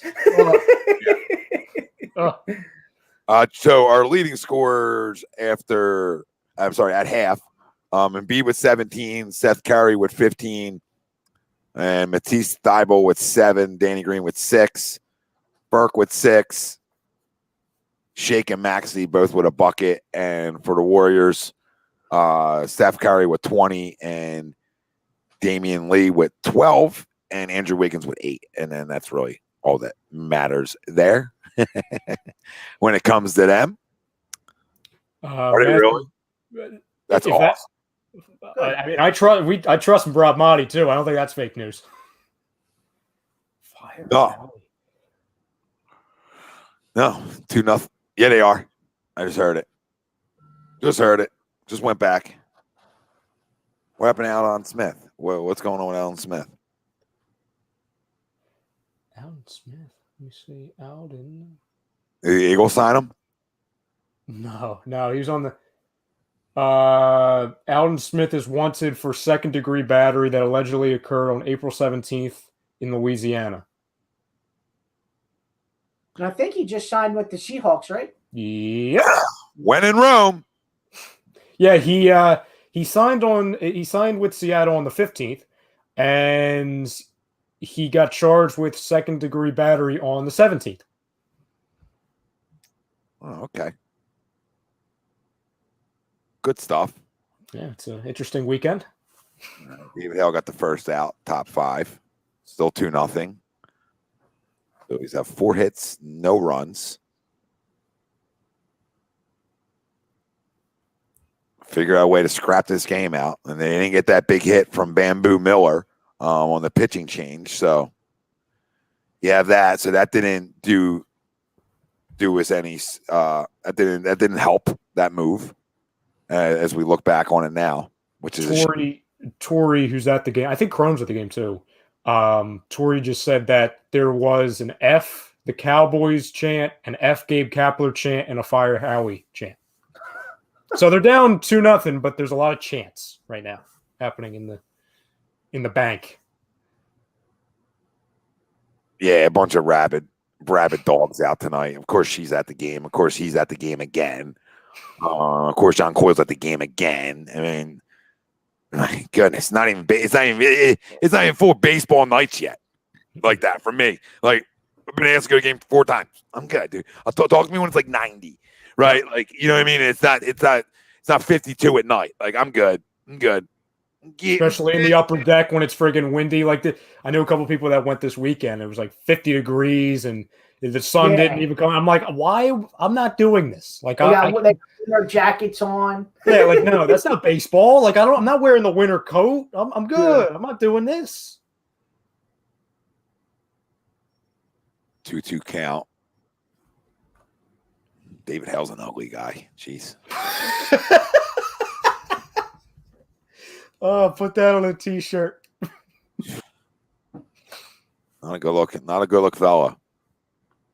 Can he pitch though? Hopefully, because we need him. I was gonna say, if he can pitch, I'll take him. Could use him. Yep. Definitely could use him. Oh. I don't know, Don. Tom and I were joking earlier. It was like, today is a good day for like an Eagles free cleanse. Like, hey, the Phils and Sixers are on. No, we weren't. Let's see. Here you go again. Here you go. No, we weren't joking. You love draft. Tom waits till the week of. If it was your choice, you lying bastard right now. If it was your choice, I said I agree with you. You would do 7 simulators a day live. You would hit the button. Oh, refresh. You love it. It's fine. I love it too. I wouldn't know. I don't know about 7, maybe 2. 7 a week. We'll say 7 a week. Fair. 22. One a day. One a day. Average it out. Yeah, no, that's okay. Yeah. You never know if things change, But like, I'm not like, I can't do it again. Like my whole thing joking around when we were joking earlier, but my whole thing was like, dude, I'm repetitive enough. Like if I'm talking draft, like as much as we could, you're going to be so repetitive because I made the joke on the ATD post today. Nobody knows what anybody's doing outside of Jacksonville. Nobody knows. Teams don't go around telling people what they're doing. Like nobody does. Like Ruben Frank. Like Ruben, you're a good dude. Nobody's telling you that. Like nobody that really knows is telling you that. Wow, what happened? I guess I missed that. What was just like 1A's Jalen Waddle, 1A's Patrick. Oh, gotcha. Like, okay. That makes me think makes me think that it's neither of them. Like we told him, and it's like, hey, it's really Gregory Rousseau. Yeah, or Russo. Yeah. Listen, I don't want Horn. I don't want Farley. I don't want none of these guys. I want Michael Parsons, and you're going to hear me yelling about it all starting on Monday. Because Monday, the Michael Parsons chants start really coming to play. And it's going to get ugly for people, especially some people on A2D that have like 5 guys higher than them. And tell me about positional value. That's what I heard today. Positional value. There's people that have 5. We'll save it for Monday. Well, I mean, you can save for freaking Thursday night. Freaking one of the hosts on Thursday night got 5 people ahead of Michael Parsons because of positional value. So really, really intrigued for next week to talk positional value, and that argument because that's gonna go well. Wouldn't it be linebacker be number 1? Positional value. Listen, the position. Yes, Ralph. It didn't age well for certain people last year, Ralphie. So yeah, I know, but it's still a linebacker. No. I'm not saying the linebacker. I'm saying the TTP. Yes. Sorry. Go ahead, Ralph. No. I was just gonna say the certain rankings list of who should go. Yeah. That's all I'm gonna say. All I'm gonna say.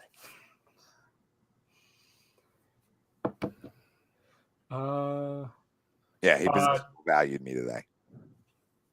Was that in a comment section that I can go and read, Tom, for like my cheap entertainment? Yeah, it was on the post from last night, him sharing it. Oh, okay.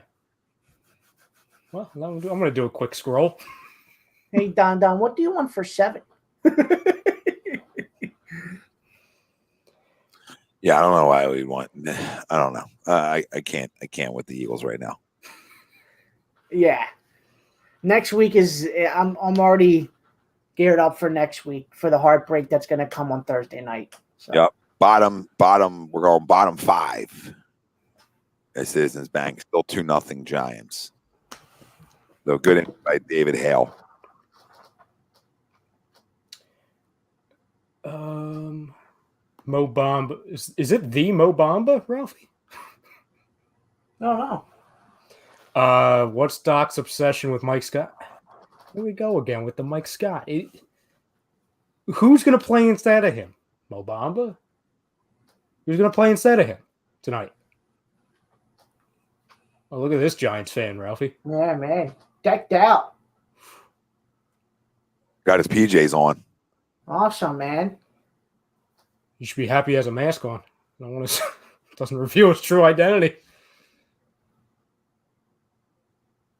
Could use some runs this inning. All right, come on, McCutcheon. Let's go, baby. What was his contract, Tom? 3 years, 50? Yeah. Last year. Then 163. Awesome. You got this. Mo Bamba. Tolliver's 50. And Paul Reed, he's no. Paul Reed is like a meme. He shouldn't get any. What's his Twitter handle again? What is it? B-ball Paul? Yeah, okay. Yeah. Should be G League Paul. He's the guy that won the MVP, right? Down the G League? Out of the mud, yeah. Gotcha. I just can't believe that. Wow, which one? That's the whole thing. Like you're replacing whatever for whatever. You know what I mean? You're not replacing with upgrades. Like Tolliver wasn't even on a basketball team.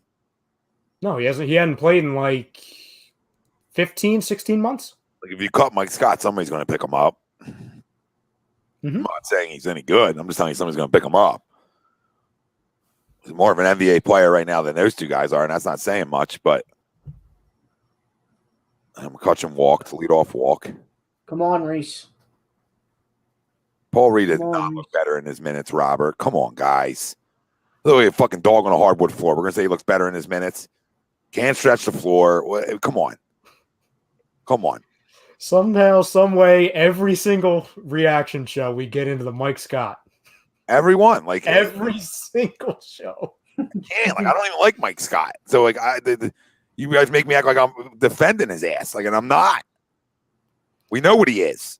Why do we even bother with him? He's not an integral part of this team winning come postseason time. Mo Bomb, I understand. I understand. He says, Mike Scott, what does he give you? What does freaking Paul Reed give you right now? What does he give you? I'm not saying that Paul Reed's not going to get better. He's a second-round G League player. Oh, it's always grass is greener. If we were coming on here being like, oh, Paul Reed, like if we were trying to legitimize a second-round G League player in his rookie season, we'd be freaking clowns. Yeah, I mean, I don't even, like I said, I don't even care about Mike Scott. The only reason he gets minutes is because them other guys aren't going to get minutes over him. Mm-hmm. When Joel Embiid's playing, which he is, and when Tobias Harris and Simmons and all those guys are playing, you're not going to see Mike Scott. Listen, guys, he can be stagnant all he wants, Jesse, but that energy you claim, he's never played in postseason basketball in his life, B-ball Paul. Like, you need veterans surrounding you. You know, and if Mike Scott plays, what is this guy wearing? Is it the Pope? Oh my God! So I was waiting for you guys to get it. I saw it like 5 seconds ago, but I was afraid to comment. I didn't know what it was. I was waiting for you guys to get caught up. He's popped out. I get he plays with energy. That's fine, but energy don't do nothing for me. Like you gotta be half decent at basketball right now, and I'm not like sold on Paul Reed minutes. I'd rather go with this smallest fucking lineup of all time. All right, Tom. What's Harper going to do here? Probably strike out. 2 singles, stolen base tonight. Yeah, just the way the way baseball goes, it'd probably K here or ground in a little double play, but. I would love for him to have a great night, a little 4-for-4 night, maybe a little 2-run homer right here, or at least gap one. So we shall see. I mean, this is third time facing Gaussman, so he actually has he's got a good feel for him right now. So come on. There's no reason to stop. Usually when remember Jimmy Rollins will either go 0-for-4 or 4-for-4, like J-Roll. Early on, because he would be hot or cold, and not in a bad way. Like sometimes you go 1-for-4. Don't get me wrong, but you know what I mean. Like you usually knew if Jimmy had 2 hits, he's probably getting another 2. Some guys are like that. I'd love for Bryce to put these kind of games together. You know what I mean? That's what gets him in the MVP conversation. 4-for-4, another homer today. Had one yesterday. You know what I mean? But that's vintage Harper striking out. I mean, you're right. You're right, Eagle Slayer. I mean, this is set up for a K, but come on, you got this guy to 84 pitches through 5. You know, their pitching staff has been there, is the reason they are 9-6. When you talk about the San Francisco Giants, it's not their hitters. They got a team average of 205 coming. So, I mean, they couldn't hit a volleyball right now outside of Brandon Belt in a 2-run homer. Oh, it's a base hit. Oh, I forgot about the shift. I forgot all about the shift. Let's go. Base hit. Come on, JT. We'll take that. Come on, JT. Hey, hit in the book, baby. It's all that matters. Hit in the book. Hit in the book. 3 for 3 tonight for Bryce Harper. Yep. Another single. His average is now like 330, I believe. I'll let you know when it updates. It was 319 going into that, so that's a good sign. I think his on-base percentage is what, Tom? 420 something before that at bat? Don't have that up here. Okay. He is batting 333 though, so that went up real quick. Real quick. He's had a couple good games in a row outside of the game he sat. Because of the back stiffness. Sorry. Oh. Just double dipped each other. I think it's- So happy we signed JT. Yeah, I mean, I am too. I mean, if he takes another strike three look, and I'm not going to be as happy right now. Yeah, I was gonna say I'll be real happy if he gets on base. Great time for a double in the gap. Excellent time for that. Oh, mound visit. Because, Tom, that's what people want to do. I mean, it's a complain world. It's because this team's really good, and we really have to invent ways to complain. That's why. Yeah, that's what happens when you have a good team. You're lifting up every rock, right? And you're like, oh well, there's this and there's that. Remember back in 2008, Tom? I believe. I know for a fact it was 2008. Everyone was complaining about Eric Bruntlett. Like, oh, why is Eric Bruntlett here? Like, that's what we would be complaining about because we had a good team. Yeah, for sure. Double play. Damn it, JT. Oh, pick. We got lucky. That's a gift. All right. We got lucky. First and third, 2 outs. Yeah. Please, for the love of God, I score a know. run this inning. Yeah, I don't even know if we got lucky. Yeah. Jeez, Evan Longoria's still playing in the league? Jesus. That dude's been around the block a couple times. Golly. Who doesn't get it, Michael? Who doesn't get it?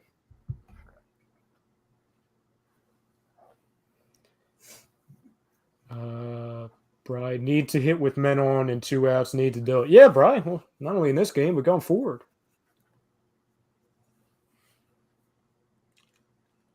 Yeah, I mean, it'd be nice for him to start getting semi-hot here. JT or Alec? Why not both?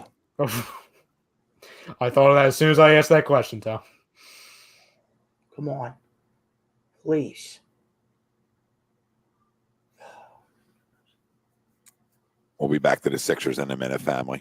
See what Alex does with 2 outs.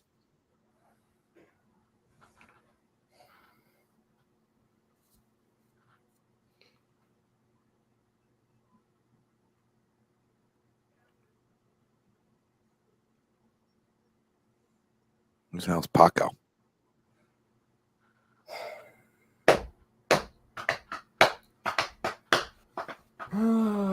Okay.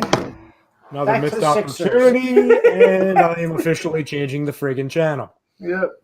2-0 Giants after 5. Alec Bomb, fly out to right field.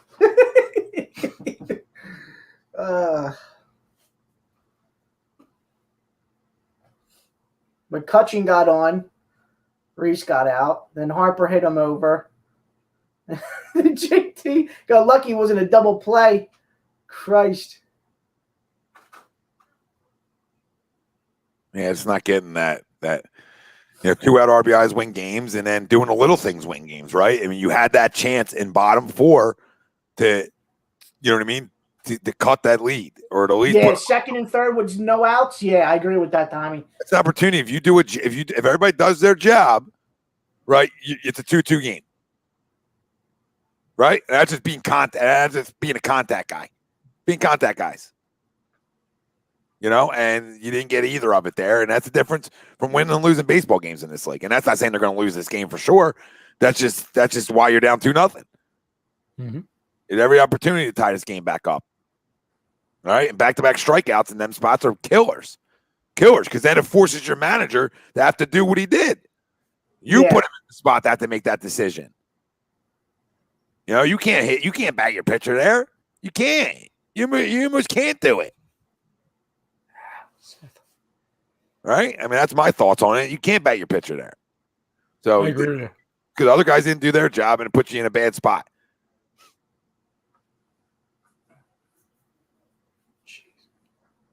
He's so good. He is so good. Yeah, he's not bad. I think Mike Scott's hair got him on that one. Man, that is thick, huh? Ooh. It's like my midsection. Now, why is Tobias out again? Knee. Leg. Gotcha. Okay. Doc said he's not concerned, though. Oh, you shouldn't be concerned.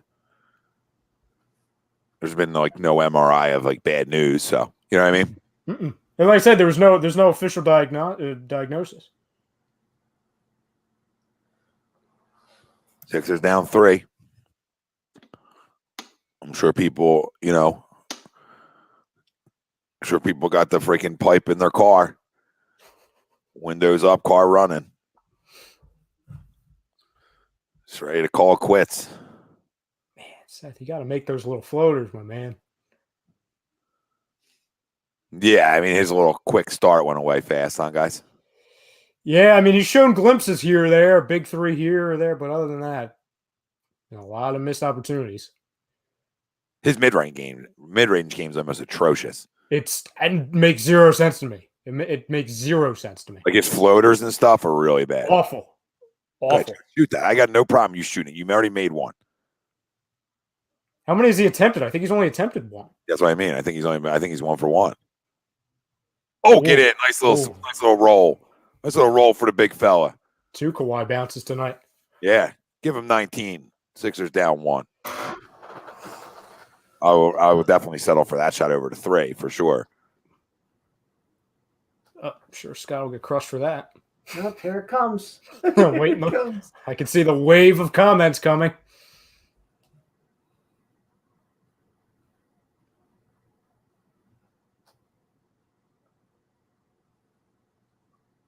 was going to say, where's Furcon at? He's right there. Green light. Missed that one. Just missed that one. What's his daily story of the night, Brodo? His missed opportunities for both Sixers and Phils. More so Phils than Sixers. But the night is still young for the Sixers. And for the Phillies. I mean, it's still young. Yeah. It's top 6. I mean, you got plenty of time if you get out. They got 1 out here in the top 6. So can the bullpen throw up goose eggs? And if they can, you got a chance. You got a shot to come back in this game. Am I wrong for saying it feels like the Phillies are down by more than 2 runs? Yeah, for some reason. It feels like we're down 5-0 right now. And it feels like that too because they had so many opportunities to at least get 1 run and back-to-back innings and they didn't get any. Yeah. There's just no 2nd and 3rd, no outs. Like you couldn't hit me 1 sack fly. But just 1. Yeah. Just give me Uno. Just give me the one piece. It's a sloppy freaking game.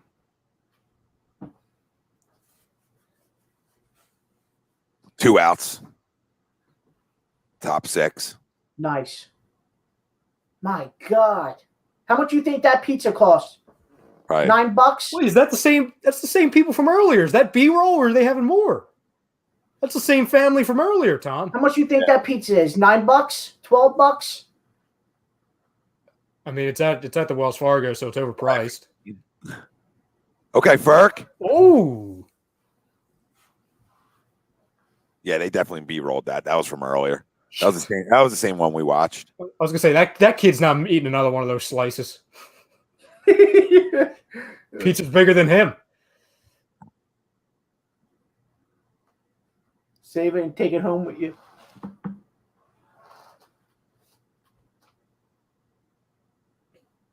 lot of offensive fouls.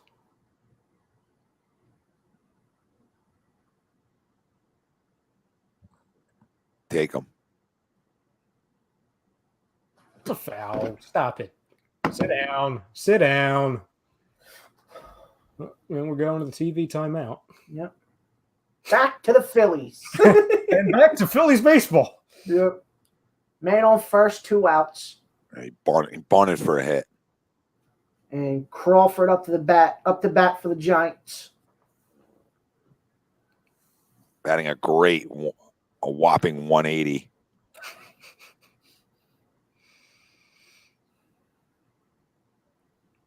Come on, David. Go, David, go. James Jackson says Cork Mods equals Ray Allen plus Clyde Drexler. Oh man, James. Oh man. Well, he's not making another 3 tonight. Nope. Ferk the Glide. Yep. Don asks, how do I join the Cork fan club? Just text Greg. Just email Greg Milakovic. Yep. That's pretty much it.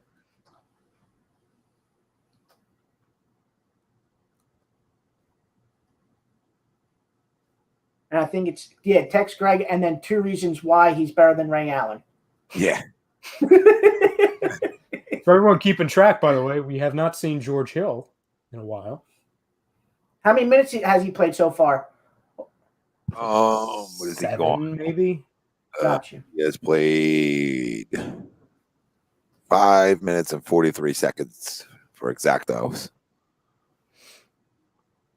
So what we say, 10, maybe 10 to 15, 12 to 15. I mean, yeah, I would agree with that, Tommy. Right in that range. he might still get another 5, maybe a 6-minute run and be right around 11 minutes, maybe. So we'll see.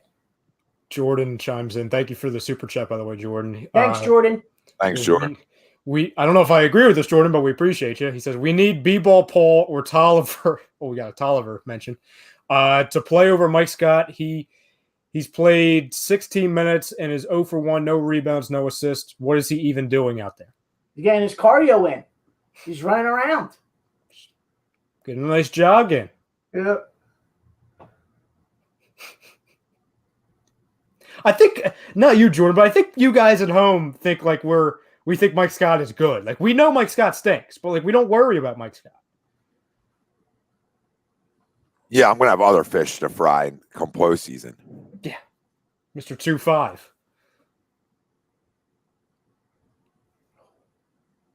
I mean, yeah, I get it. He brings really nothing to the table. Tonight he shot 1 time in 14 minutes. So, but I also know there's a lot of people that if he shot 10 times, people would say he shot too much. Oh, okay. I had deja vu. When that left the bat, I didn't like the look of that when it left the bat. Who was that? I think it was last week. Hazley was out there in center, and he had a terrible read on the ball. I don't know if he lost it or something, but my goodness, he had a terrible read. I was like, it's gonna happen again. There it goes. Scoob-Doo, would y'all pick up? Now we're good. We're good. We don't need anybody. We're good. I'm going to be like, I know I was saying this 2 months ago or 2 weeks ago. We got to add this. We're fine. We're fine. Anybody who's out there is not worth our time. is he talking about Sheldon Richardson, the football player, or Sheldon Richardson? I think football for the Eagles. Oh, I thought you were talking basketball. Oh, okay. Sorry, Scoob. I mean, for the Eagles, I'll take a look at everybody. Yeah. I just wasn't. I was just thinking Sixers. Everybody gets a tryout this year. I mean, there's talk. We'll talk about this Monday. I can't do that. Talks about it. I love it. Sounds like Ryan's on the show. I can't. You know, we'll have the other screen going. Yeah. Only one click away. So if I give up 70, do I have to go Ralph? 84? Start breaking out my top 10 lists. Yeah. Pulls out the whiteboard. All the different scenarios on it. Red Sand says, I agree come postseason, but would y'all agree I'd rather have B-Ball Paul get those 16 to 20 minutes per game experience? Scott isn't going to play in the postseason anyway, just like Paul. give B-Ball Paul some run. I don't know if they know that Mike Scott isn't going to play at all in the postseason. So I don't know. I mean, get him experience. I get you, Red, but he's just a guy. I mean, he can get. Either way, it's not going to move the needle for us. No, like, I mean, let him develop, and then hopefully next year he can be a contributor. I don't think he's a contributor this year. I've seen enough of him. Like, they just realize, like, okay, what does he really bring? And you know what he also comes with, Tom, and the fan at home? B-Ball Paul, if he's on the court, he brings 3 really quick fouls, too. So you're not going to see a lot of B-Ball Paul by default because he always gets into foul trouble.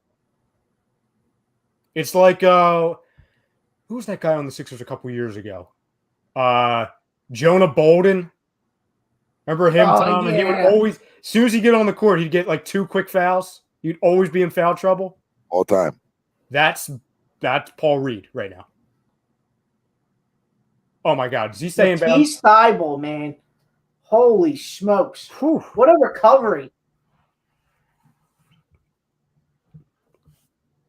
Oh, he ran out. from all the way from the corner after his shot. It's crazy.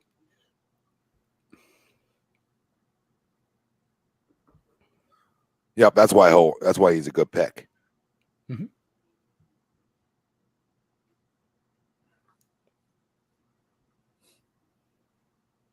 You forget he even plays. Wiggins. I know. Yeah, man. Probably still averages 18 to 20 a night, I would assume. I think he's averaging. Yeah, he's up there. He's averaging 19.2.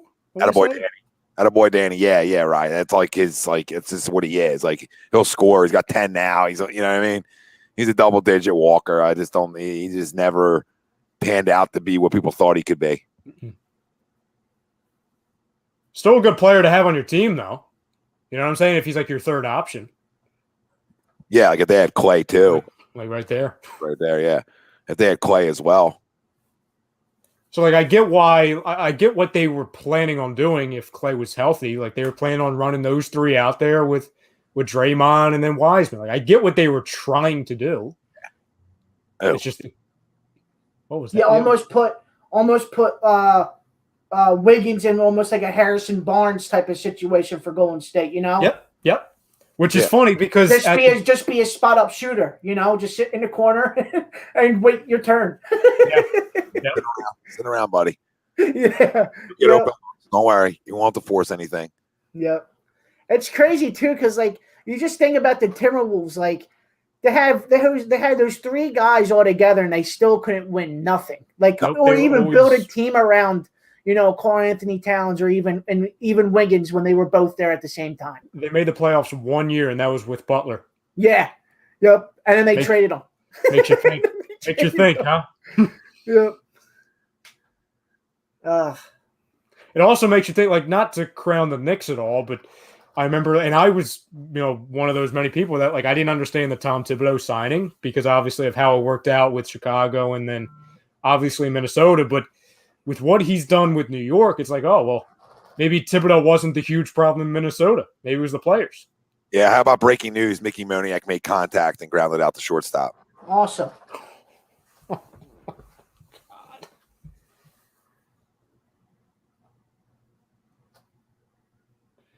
Number 1 pick, Tom. Yep. Who else was in that draft? I mean, probably plenty of guys. I'll look that up real I was quick. asking you, Ralphie, can you look? I almost don't want to know, but What I do year want to know. was it again? I think Atlanta's ace, who's young, is Do you guys know what year that was? good look, good shot. George Hill, little dime piece to Danny. Georgie, a little dime piece to Danny for all the blue checks out there. Good look. Very good look, though. 15, I think, Ralphie. I think it was 2015. It's their first lead in this basketball game since 26-24. Oh, my God. And it's gone. And it's gone. Wow. Jesus. Oh, my God. How was that not an offensive foul? He shoved him down. He threw him around. Jeez. Wow. 2014, according to Frank. Frank, if you're listening, you can have the boys on the flight zone. Just stay off of Twitter for tonight's show. Not that Twitter even matters here. Twitter suspended. It was the 2016 draft. Yep. Matt Manning was in there. He was the 9th pick. That good. He's the pitcher for the Tigers. He's really good. The Braves pitcher, Max Fried. Yeah. Yep. He was in it. But that's what happens when you go high school, kid. You just don't know. You have way better knowledge from the college game. It's just dumb. I would never take a high school kid first overall.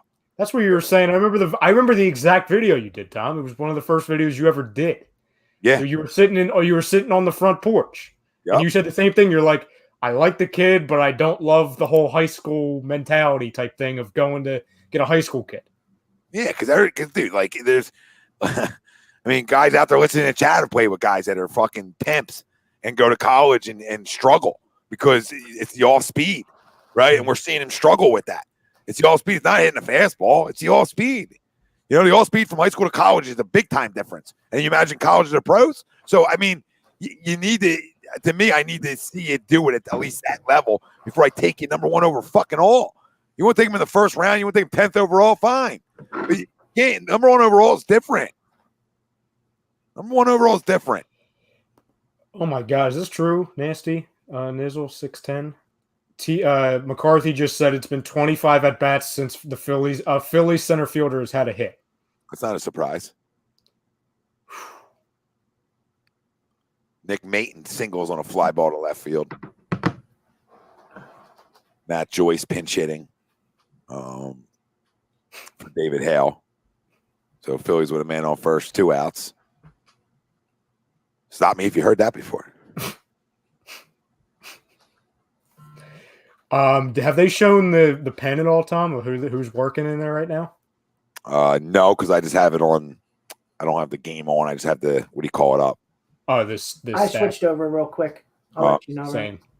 Well, Gosman's still in at 100 pitches for the Giants. So, I mean, wow, Gabe. Gabe's in a must win. Playoff game. Yep. I love it. I don't know. I'll let you know as soon as they show it. If Ralphie doesn't see it first, since he's ahead, I can jerk off. Sorry. It's freaking hardwired in the Citizens Bank and Wells Fargo. Hey, man, you know, I get the Pay extra. Pay extra. $95 a month. Is Gabe like talking to you like in a walkie-talkie or something, Ralph? Like, is he giving you like live updates? Ah. like 20 a month. You can get 5 seconds earlier than the guys. Give you a whole 5 seconds faster. Thanks, guys. You guys are awesome at the ball. Yep, you better have called that a ball. I would have fucking flipped out. Ralphie's got that spoiler package. Spoil everybody who watches the game with. Oh, stop me if you heard this. First and second, 2 outs. Andrew McCutcheon on deck. Who's been so hot, batting 163. Great time for a hit, Andrew. Kevin Gausman, 102. 102 pitches and a must-win for Gabe Kapler. Tom Spellman has a question for you. Shoot. He says, does Gabe Kapler use the spit out ice cream for when he does? What? What does that mean? Ralphie, can you translate this? I have no idea. Sorry, Spells. You got to retype it. I don't know. What I mean, spitter, Sean. I mean, that's all. That's all I know. He's a spitter. You can't call it a strike. That didn't hit the dirt, Tom. It was a fastball down the middle of the plate. Would have been called a strike if the catcher didn't fucking handcuff himself. Somebody hit the dirt. It's a freaking strike. Who said he hit the dirt? McCarthy. Oh, God.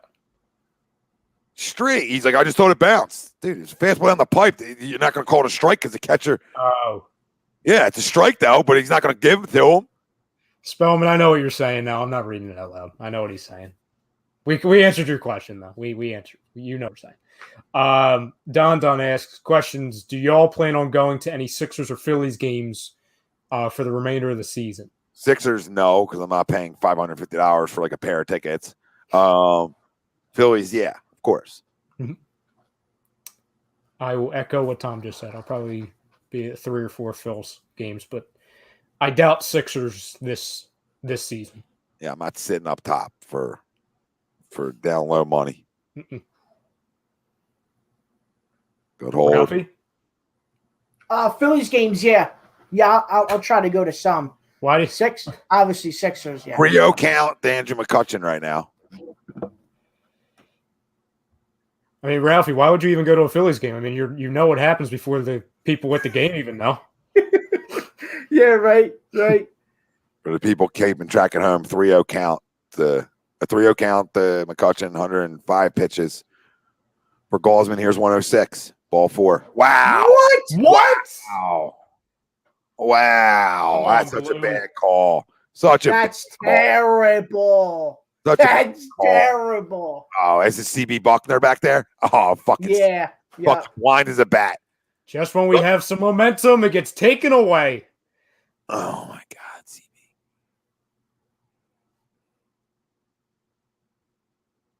Fuck you. Here it goes. You know, it'll be bases loaded right now with Reese up to bat. I know how this ends. As Tom would say, I've seen this before. I've seen this film before. Stop me. Ridiculous. Stop me if you've heard this before. Come on, baseball gods. Nope. Oh, even worse. That's such a bad call, dude. Such a bad call. Oh my goodness. Well, at his freaking chin. The ball was shoulder level. Oh my goodness. You can't make up call that though, Tom. That's a catcher and a pitcher not being in sync. They never give him that call. That's like baseball 101. That's like unwritten rules. That's one of them. Like if your pitcher and catcher are mixed up, they ain't giving you strike there. Yeah. Pitch coming in at 95. He ain't even seeing it if you ain't catching it. And he freaking went like this, like, you know what I mean? McCarthy thought it bounced. I'm the only one in the building that was like, yeah, that's right down the pipe. He says, no argument here. He knows. Tom Lucas agrees. More telling the people. You know, that's like one of them unwritten. Yeah, CB Buckner is the worst. The worst. And I'm not making any excuses for Andrew McCutcheon because he's flat out been atrocious to start this year. And there's also a video of me saying I wouldn't have gave him a 3-year deal. But I digress on constantly being right about the fucking Phillies. 160, long season left. But, I mean, the guy needs to get on base right now, and that's a killer. And it's a killer for this team that, you know, you're going to the bases loaded, and now they got to go to their pen, and, you know, in a jam instead of your pen coming in a clean inning, right? So it's a difference. It's the stressfulness. And George Hill just airballed a 3. So I'm sure Twitter is wound up. Deshaun is wound up. He says, what WTF is this lineup? 3 point guards. No shooters. What are the Warriors running out? Probably 3 point guards. I don't see a center. That's not a push off? Is that Looney? That might be Looney. Oh, block. Damn Conrad in the game for the Phillies. Not that it fucking matters anymore. I can't believe that. Oh my God. It's our luck, Ralph. Ball's at his shoulders.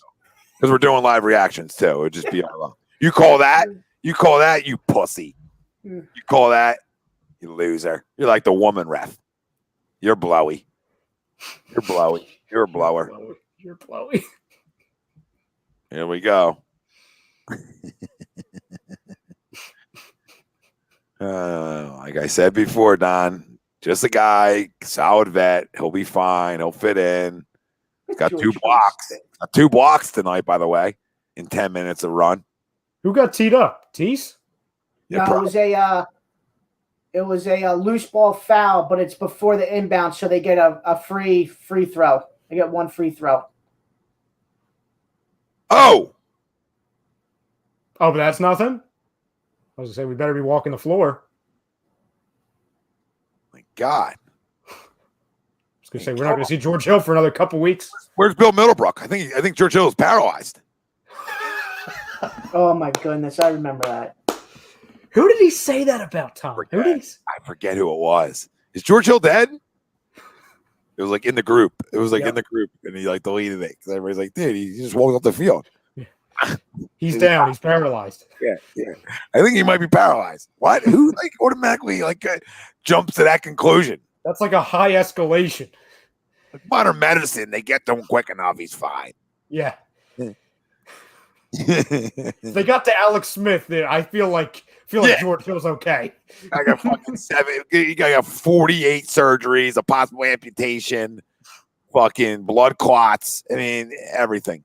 Burke. Oh my God! Stop it. Ray. Oh my God. I mean, Alex Smith was like half machine for like a year, and he's walking, he's running. Kyle said he said it about a Steelers player. Looks to be paralyzed. That's what it was. Yeah, it was like looks to be paralyzed. Like what? Who says looks to be paralyzed? Like who runs to that conclusion? I think guy's dead on the field. Looks to be paralyzed. You said he deleted it, Tom? Oh, very quickly. Oh, I was gonna say I would search it in the group right now. I'll just put Bill Middlebrook paralyzed. I'll see what comes up. I will call you out though because he was right about it. He was right. Usually he's not right. But he was right about our predictions back early on. He was right about our predictions. Oh, I'm sure he was. I'm sure. Yeah. I changed my predictions all the time. I was the only guy really like drinking the Kool-Aid, right? Like everybody else thought they would be good, but everybody else had legitimate wonders on, what we were going to be, right? Which was fair, like injuries, etc. So I forget where you had him. I think he was arguing that I said I had him 4 and I had him 3, or I thought I had him 2 and 3 or something. I think you had him 4. You had Milwaukee. No, I know this for a fact, Tom. The lowest I ever had them was 3. That was the lowest. I had the Nets and Milwaukee. They were the only 2 teams I even thought could be ahead of them because you had Miami. No, I thought Miami was going to take a step back. I had Miami 7th or 6th seed. I thought you had Toronto as that. No, I had Toronto missing the playoffs. No, whatever. Well, look, it doesn't matter. Semantics. The only thing that mattered in the whole conversation was there was only like one person who had them 1 or 2. Oh, that was you. Everybody else had legitimate concerns, which were fair concerns. Like, what Joel Embiid are we getting? What Ben Simmons are we getting? What Tobias Harris are we getting? What moves do we make? What do we, what I mean? Mm-hmm. So, there, Sean on cue. George Hill stinks.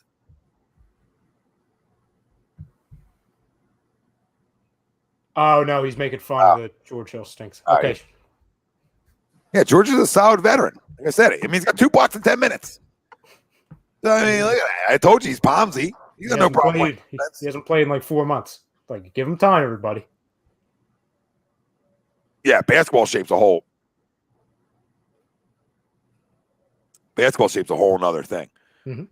You ever feel like you ate too much food and you get stuff stuck in your throat? Yeah. Yeah, that's how I feel right now. I felt this like the whole show. I've been hiccuping every 5 seconds. I've been holding in a hiccup every 5 seconds. Not just me. Jesus. Nope. I was good at 5. I'm just relaxing. I was good at 5. I felt fine at 5.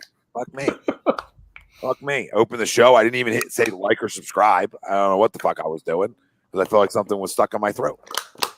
I don't think I did. I said like everything else, like, hey, what we're doing. That's what we're talking about. Listen, you had a lot. There was a lot you had to cover. The Phils, the Giants, the Kapler, the Sixers. You had a lot. Double reactions are tough. And then I was trying to pull up our poll that I made for the Phillies, and I couldn't. And it was at the very bottom of the banner, of course. I was scrolling and I couldn't find it. I'm like, are you fucking kidding me?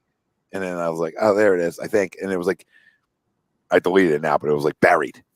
There was like so many things in there. Yeah. Oh my God, here we go. We have reached that part of the program, ladies and gentlemen.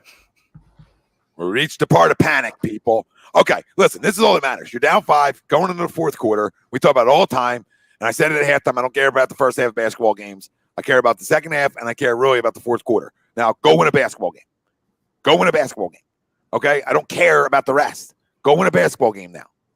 We have 15 third-quarter points. 0 points in the last 3:58. Okay? Well, you would think that would change. You would hope. And then we would maybe get hot. So can we get a little hot? Can we get a little heater going? Get my throat clear out? I just did it again, too. Did you? It's right here. It's right here. It's like sitting here, right here, Tom. My boy Tyrese. Yeah, mine's right here too. Yep. I've been giving burps. I don't know if you guys heard it. I feel like I'm cast. I feel like somebody needs to hit me on the ass a couple times. You know what I mean? Get that burp out. Nice roll runner by Tyrese. Get that fucking shit out of here. Are you kidding me? Are you kidding? I feel like it cleared it out a little bit. You kidding me? As a freaking There you go. Fucking pretzel rod from Applebee's comes back up. Smacks you in the face. Like, did he just throw up a dick? What's wrong with Joel? Oh, bloody nose. Oh my God, he's dead. Oh. Looks to be paralyzed. Potentially paralyzed. Looks to be paralyzed. And angry. Angry about paralyzation. Ralph, can you go on Twitter right now and get a screenshot of that, please? He looks miserable. Look at him, Tom. No, I just Joel Embiid when Anna wakes him up to feed the baby at 3 a.m. When the wife says it's your turn. Yeah, Robert, we are. Everybody calm down. Just win a game. Win a game. Come on, Tyrese. Have a little impact, baby. Have a little impact. Shake, you'd be great if you made a shot. You fucking stink. Freaking stink. Got to make a run with this guy not on the court. All right, top 7, 2 outs in the Phillies game. Runner on first. So see if they can get another scoreless inning from this pen and try to keep him a chance in this game. Good rebound, Matisse. Way to crash the boards, baby. Crashing the board talk. George Hill out there? Michael Jordan? Yep. Good. I got to come up with a name for him now. Jordan's clone. Hey, shake another mess for anybody keeping track. George Hill is going to be like Wizards Michael Jordan. Shake Millen 0 for 6 tonight.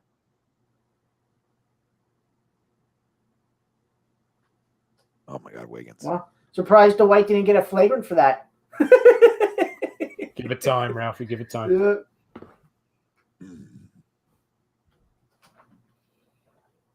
Now, the interesting thing is when Embiid comes back, everyone's going to look to him as our closer, but they're just, especially if they have, a lead, the Warriors, that is, they're probably going to smother him. So who's going to be that guy that steps up? Usually it's Tobias, but we obviously don't have that luxury right now. So I'm guessing we would look at either Seth or Danny, Tom? Yeah. Yeah, Seth or Danny. I mean, Seth really needs to score right now. Mm-hmm. Somebody needs to get hot real quick, real fast. We can't continue to have this nonsense. Tom, do you see Spellman's comment? No, what'd he say? I don't want to say it out loud.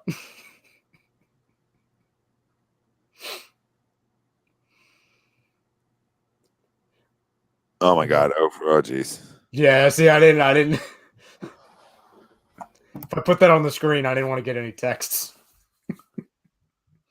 That's an N1er. By the way, George Hill made a bucket. Another scoreless inning from the Phillies bullpen. So going the bottom 7, still 2-0 Giants.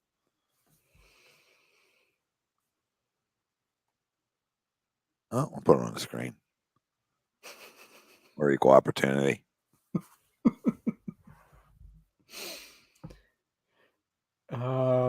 Nasty says, I believe Dwight is 1 tech away from a suspension. He might be. I mean, he's out of plenty.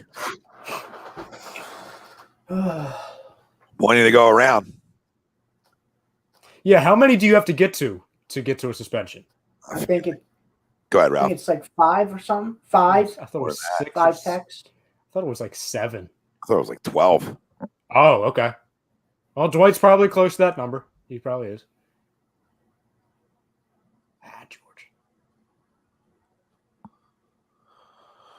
Oh my God, I didn't go. As soon as he started laughing, I knew it was bad. Oh man! The rack. I'm like, why is Ralphie laughing? And then, that's why he's laughing. Good shot too.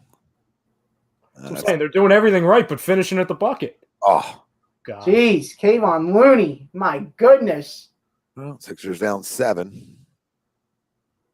Is Joel like okay? Because like I need to get him in this game. Like I need to get him in this basketball game, please. Wow. Hey. I'm going Matisse. Yeah, I'm very surprised Joel hasn't checked in the game yet. You will. Give him around the 7-minute mark. He'll definitely be in. This bench unit's got to run. They got to play some basketball right now. They got to cut it. Good strap. Good strap. Take it, Terrence. Take it. That boy, Max. Let's go, baby. I was waiting for the Ralph giggle. I was waiting for the Ralph giggle on that if he missed it.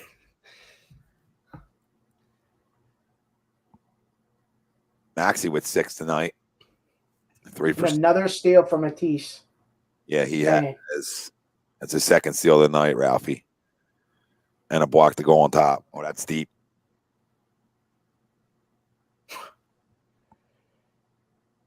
Furcan's coming in. Oh, you had him there. You had him there, Dwight. Stay cam. All right, Max. Here we go. Maxey step-up season. He's saying Shake Milton who? For real. 8 points. He's got a skill set, right? This is why I like to pick back in the day. I didn't know what you were going to get out of him year one. You know what I mean? But no offseason, it was impossible to have crazy expectations for him. Look at everybody. Maxey. I mean, listen, the skill set to get to the rim is, I like his mid-range game. And at least he's willing to shoot the three, and he's got to get better at it. Matisse has gotten better at shooting the three. So, if Matisse can get better at shooting the three, anybody can. And Matisse isn't a good three-point shooter, but at least he's willing now. And if you notice, when Matisse really squares his shoulders up, you're like, okay, he's going to make that one. When he's not squared up, he's not good enough shooter yet. I love this username. NBA is soft. Tom Lucas says, I need y'all to calm down. I'm like 20 seconds behind on the Sixers. Well, just rewind us. Just rewind us. Just rewind. Just hit the button two times. You're on the tube. Tube gives you that ability. Mm-hmm. So the Phillies have an out already. Reese Hoskins called out on strike. So 1 down in the bottom 7. Yep. James Jackson. Hoskins just struck out. Looking in case anyone's curious. Going real well in the other game. Harper's up to bat.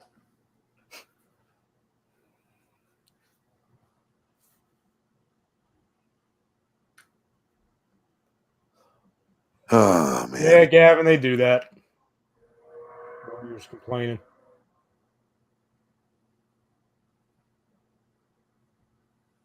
Three for 3 tonight. 3 singles and a stolen base for Harper. That in 3:33. I'm glad somebody has a pulse offensively tonight. Hasn't materialized. Nice for him to hit a solo home run here. I feel like that's asking too much, Ralphie. Yeah, way too much. Oh, that would be like really nice to have. I don't feel like that's going to happen for us. Why would it? The advantage is you can't go to the lefty now, you know what I mean? Which is great. Mm-hmm. You got to pitch to 3 batters. Now, do you guys see, I mean, they're still a ways away, but do you guys see Maxey have any chance of getting some kind of little playoff minute package here or there? If he continues to play this way. I mean, maybe. Yeah. I mean, anything's possible. Yeah, I could see it, especially if Shea keeps on putting out games like this. White Zone's live as well. Don, they're talking Sixers and Phillies right now. So we're a little double dip on A2D. A little double dippage.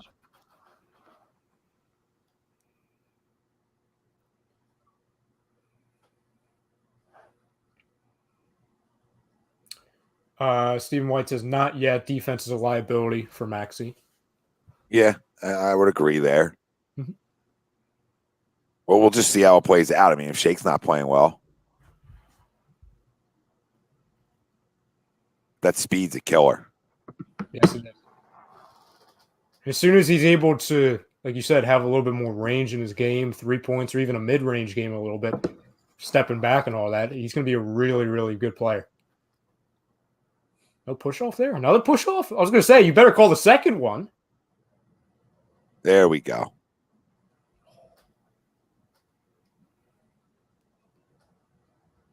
Harper full count. Yep. He just fouled one right down the line. NBA is soft says Maxey takes Shake's place in the playoffs. JK, he's young, but I like his aggressiveness and he's playing hard. Yeah. Completely agree with you. Go on, Seth. Ew. Friggin' brick. Brick. And Harper pops out to shortstop. 2 outs. Now I'm back to the Sixers. Kelly Oubre. Stay hot, please. Pass it. Good pass. Ooh. There you go. Here we go. Sixers up by 1. 8-0 run in the last 2 minutes for the Sixers. He's 5 with 11 in double figures. Danny Green was doing some friggin' cheerleading routine in the background. See that? He was cheering. I don't know what the hell he was doing. Good day. Give it to Maxey. Okay.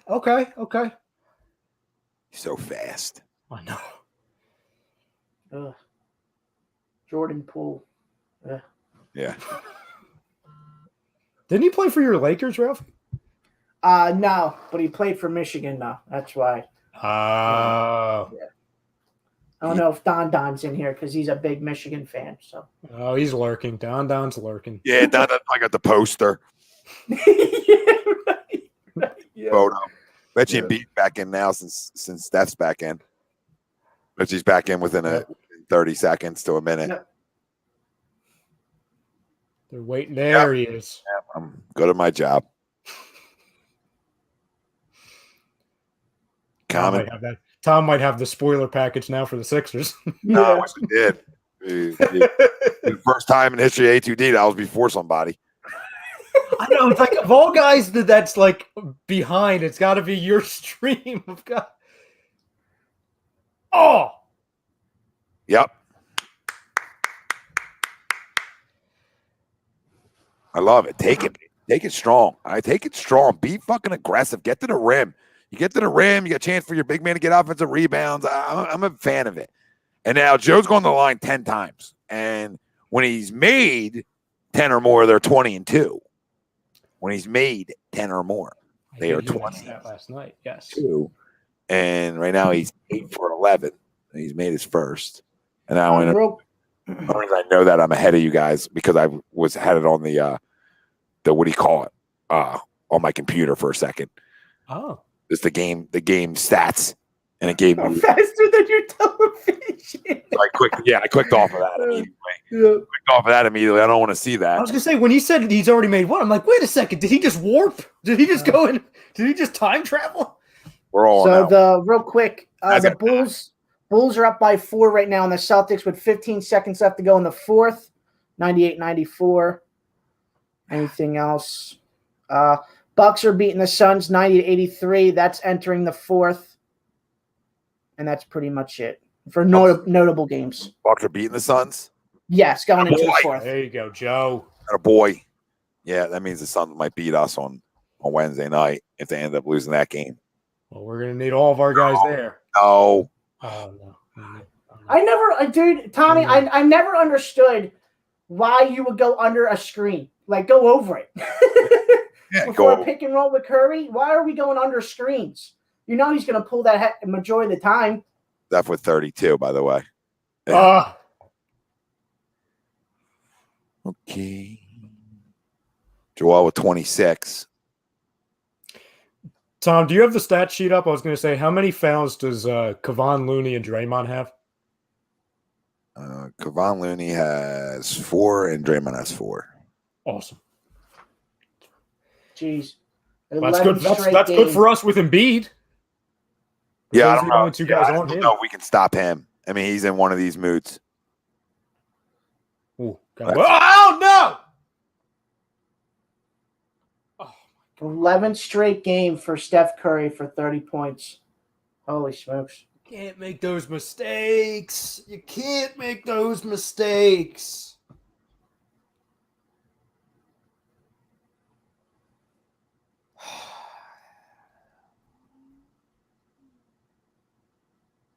That was painful. Just turn the fucking stream off.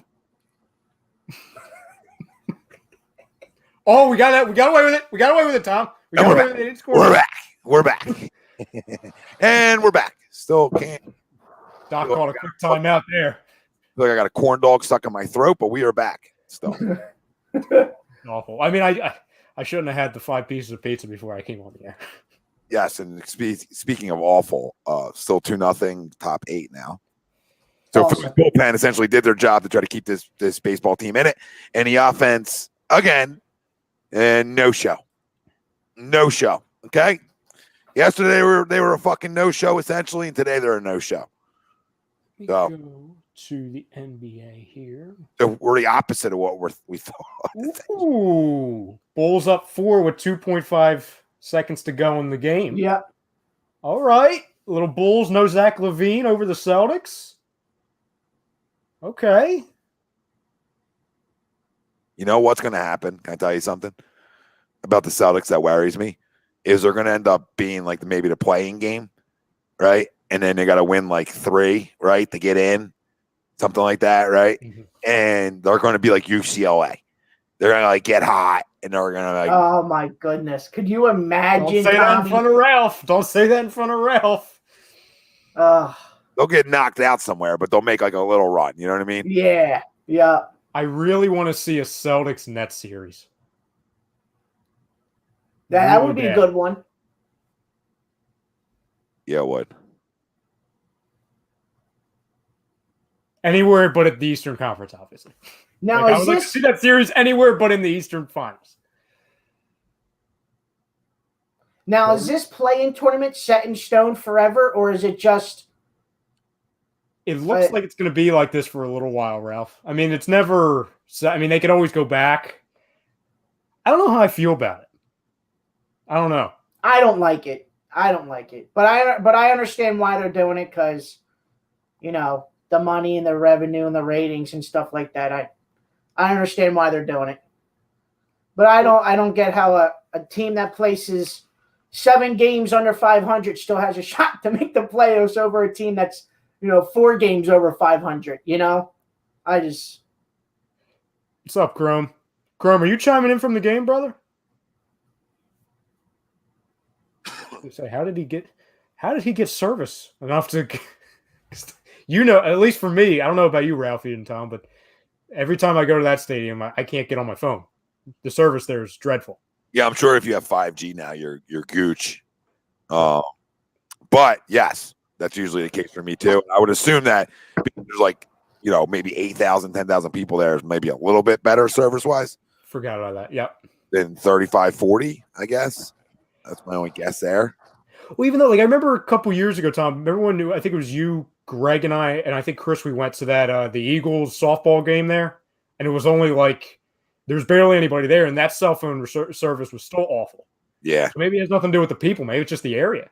Could be the area. Maybe the 5G now, Yeah. Probably helps that because I usually get service everywhere with that. But time will tell. He might have left. Tom Lucas says once we go back to the 82-game season, the playing game should be done. Yeah, I agree with that, Tom. I agree with that. Yeah. I just don't know how a team that finishes 10 games below 500 I'm loving what I'm seeing out of this guy. should make the playoffs. Harry's Maxey again. He was in double figures now with 10. So we got Thibault and Shake in double figures. That's Maxey. Great. Maxey. Oh, what did I say? Shake? Yeah, it doesn't matter. I wish we had Shake in double figures. Wishful thinking, I guess. Yeah, we'd be feeling a lot better about this game if he was in double figures. Or at least 3 for 6 and not 0 for 6 or 7 or whatever the fuck he is now. He is 0 for 6 still, yeah, because he hasn't seen the floor in a minute. Played 17 minutes, 0 for 6. Yep, you're not going to play down stretch. Double. Good luck. There you go. See, in the that's one of the slight improvements that he's made that no one really talks about. Because in past seasons, that would always be a turnover. More than a slight improvement, it's a gigantic improvement. Well, I don't mean slight. I mean it's a quiet improvement. Like everyone talks about him improving everywhere else. You know what I'm saying? Doesn't matter with this guy. Nah, he's a problem. He's an absolute problem. They're gonna have to outduel. Who's gonna outduel? Good. Yep. Draymond 5 fouls. Bully ball. Now, guess what? Guess Go what? tee him up. Tee him up. Guess what, gentlemen? Guess what though? Down low. Can he Let make him eat. Can he make free throw number 10? Right, which is an important stat line. And can we get 100 likes on YouTube for us and Flight Zone tonight? So make sure you go give them a like on YouTube and subscribe to the channel if you haven't, and give us a like. We're doing a little double dip. We didn't want to go off on you because we're in the middle of 2 games. Mm-hmm. Can't do live reactions and stop. All right, there's free throw number 10. 7 assists for Joe too. And Nasty chimes in. And shake out stink right now, Gavin. You're 100% all right. And Tommy March, guys, start my own podcast. Any advice? Yeah, do it. Don't stop doing it. That's my advice for you. Best advice I can give you, honestly. And that's not a cop-out answer. That's the best answer anybody can give you. Do it consistently. Don't stop doing it. I mean, unless you suck at it. Suck at it, then stop. Like, you know what I mean? But I can't assume anything in today's podcasting world, but I would assume if you're starting. Wow. Wowzers. Wow. Okay. No. Okay. No. Okay. No, he didn't touch him.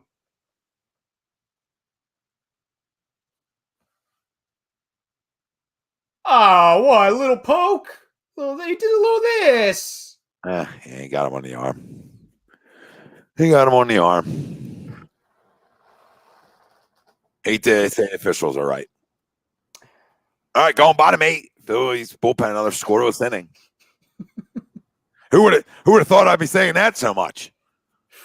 Just get it down the post. Draymond's got 5, and I think Looney's got 4. Looney does have 4. Just throw it down to Embiid. Yeah, I mean, there's nothing they could do.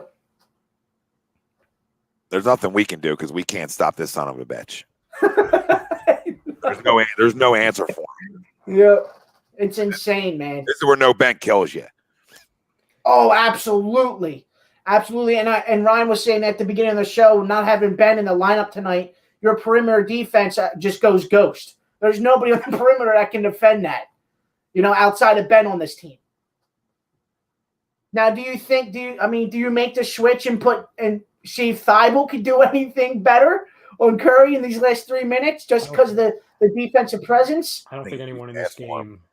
I don't think anyone in this game stops that man. It's a great question, Ralphie, but I don't think there's any stopping him. There's one guy he's not playing. Yep.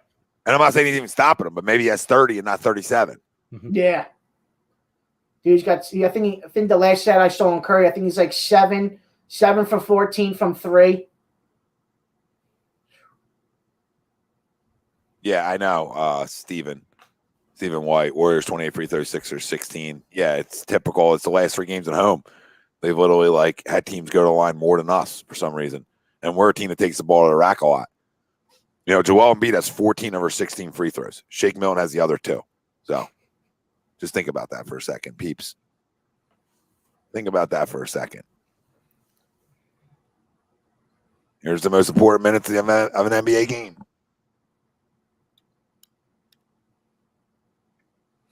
Right, boys? Here it is. Yep. 3:30. Just get it down low to a Joel and then double team and just kick it out. And then reset and do it again. Because both of their bigs, they're in foul trouble. I'm going right back down low. Just give it to them. Yeah, you just got to hope that you can get a stopper or 2 or 3. They're doubling them. So you got to go to the other side with it. There you go. Wow. It's push them to the outside. 2 to 3. If you would have friggin' made that. Not a good start, though. Not a good start at all. Sure as hell ain't a good start to have a timeout. No. I'm sorry. That's good. I'm sorry. Yep. I'm sorry. He's so damn good. He's so damn good. Oh, my goodness.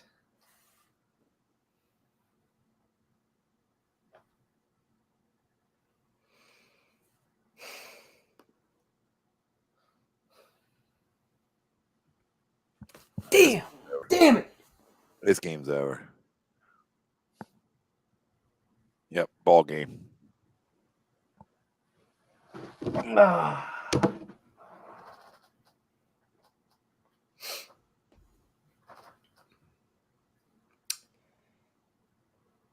Well,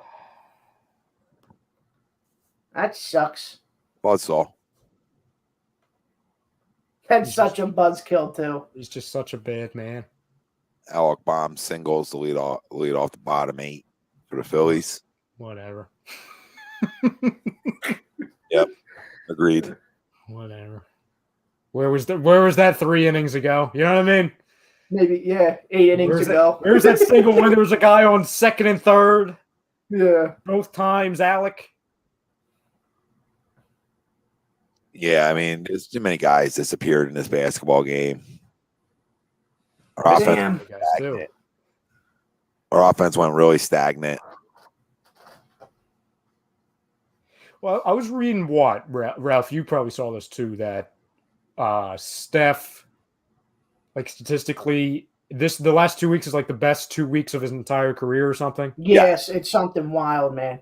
That's why I said it's a buzzsaw. He's had 11 straight 30-point games. You're just really running into like the biggest buzzsaw all time. And that's not an excuse. Like, I need this win at home. I really do, especially with Phoenix up next. I need it. Yeah. And it's a killer. It's a killer unless they can figure out a way. And I don't know where the offense is coming from right this second. Don't we have, I think it might be next week. Don't we have a back-to-back game against Milwaukee? I will look real quick for you. Yeah, you guys play Milwaukee on Saturday. Yeah. And then don't we play them again the next game? I will look real quick for you. Might be a back-to-back. Mm-hmm. And with no Toby, he's a killer because you don't have the guy to go to when they double Embiid, really. It's a gauntlet right now. Oh, boy.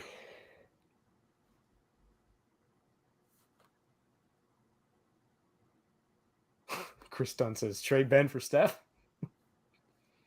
Yeah. Thursday, it's Phoenix Wednesday. Oh, my God. Phoenix Wednesday. Oh, no. Did you just hit another one? What do you think, Ralph? Man. And his brother's face, too. Oh, my God. Jeez. Yeah, Phoenix Wednesday, Milwaukee Thursday, Milwaukee again Saturday. Dude doesn't miss. This is ew. What are you trying to get? What are you like going into him for, Seth? Hey, Ralphie. Now I understand. Well, I mean, I understood beforehand, but like I get the whole like LeBron recruiting Steph Curry. Yeah.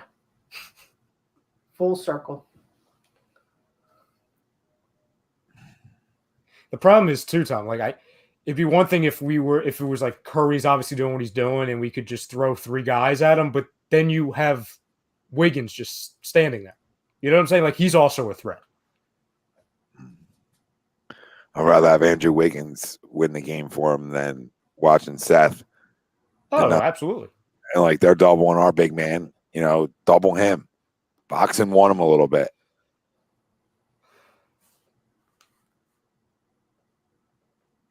Are they saying that should have been a foul? Is that what they're doing right now? No, they're seeing if it went out on Joel. Oh. Yep. Yeah, James. I saw it. Started the inning with a guy on first with 0 outs. Yeah, and they had who's the kid playing shortstop tonight? I don't want to say his last name wrong. Is it Manton? Is that how you say his last name? Maton. Yeah, they had this shift on him, and he hit a liner up the middle, but it was caught by Crawford to end the inning. Jeez. He's hit it in like everybody's face. Dude, it's unreal. It's like unreal. Like, you can't even say they're playing bad defense. Yep. A couple of them are open looks, obviously. But It's like there's nothing you can There's do. There's nothing you could do, Rye. You just gotta sit there and hope for the best. You gotta pray for an off night. That's the only chance you have of like beating this guy.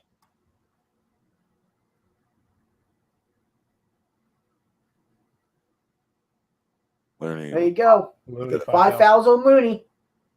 Not that it matters. Wow. It's crazy because, like, I'm not a big. Doesn't matter in the first, but you get off to a 12-0 run, start the game off, and you fizzle out offensively. That's the difference maker. I mean, you scored 92 points. Like, they're going to score. It's just such a shame that Ben wasn't in, just because forget about just seeing how he would match up against Curry, especially Curry playing this well as of late. But oh boy, where's that been, Shake? Good shot, yeah. Look, you can't even miss that. You see that? No. You see that crazy little one? Yep. Did that go in? Yeah. Yeah, it went in. The net didn't even move. That's why I didn't know, because I was like, wait a second, did that miss? Did that just go straight through? Now they're reviewing to see if it was a 3 or not by Shake. It was probably foot on the line, knowing us. No, that's 3. That's a 3. Take the scene from the grown-up movies. His foot was on the line. His foot was on the line. Yeah, I think Ben would have mattered defensively. Absolutely, Ben would have mattered. Yeah. Yep. 100%. I'm not saying the guy don't go for 30. You know what I mean? But right now he's at 40, 43. So if he has 33 right now, you're winning the game. I don't. You know what I mean? In a close game like this, if you would have had Ben in and Seth would have scored maybe 6 less points, it would have mattered. Yeah, Ben and Tobias tonight, we win. Yeah. Completely agree with you. TTP says, remember when we went 0-11 against when he went 0 for 11 against us a few years ago? This must be a makeup game. Steph did that against us? I'm not saying I don't believe you, TTP. I don't remember that game. What was it again? Apparently, Steph Curry went up against us a few years ago, and he went 0 for 11. Dang. That just sounds weird because I just can't picture Curry doing that. Yeah. I'm not saying, again, if that happened, TTP, like, I believe you. I just don't remember that. He's at his days.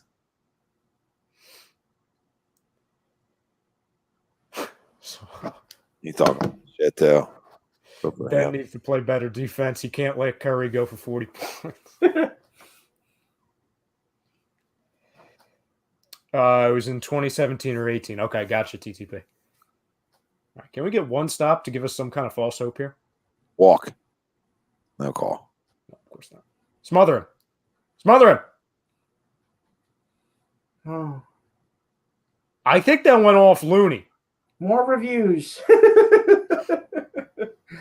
More reviews. Oh, that was okay, James. Okay. He says we had TJ McConnell guarding him. Oh, my God. That's why. Oh, my God. Here we go. People are going to be chiming in. Bring them back. Yep. Oh, this is close. This is close. I think that's Joel. I think it's off Joe. Yes, Joe. Yep, that's Joe. That was a good call on the floor. Joseph.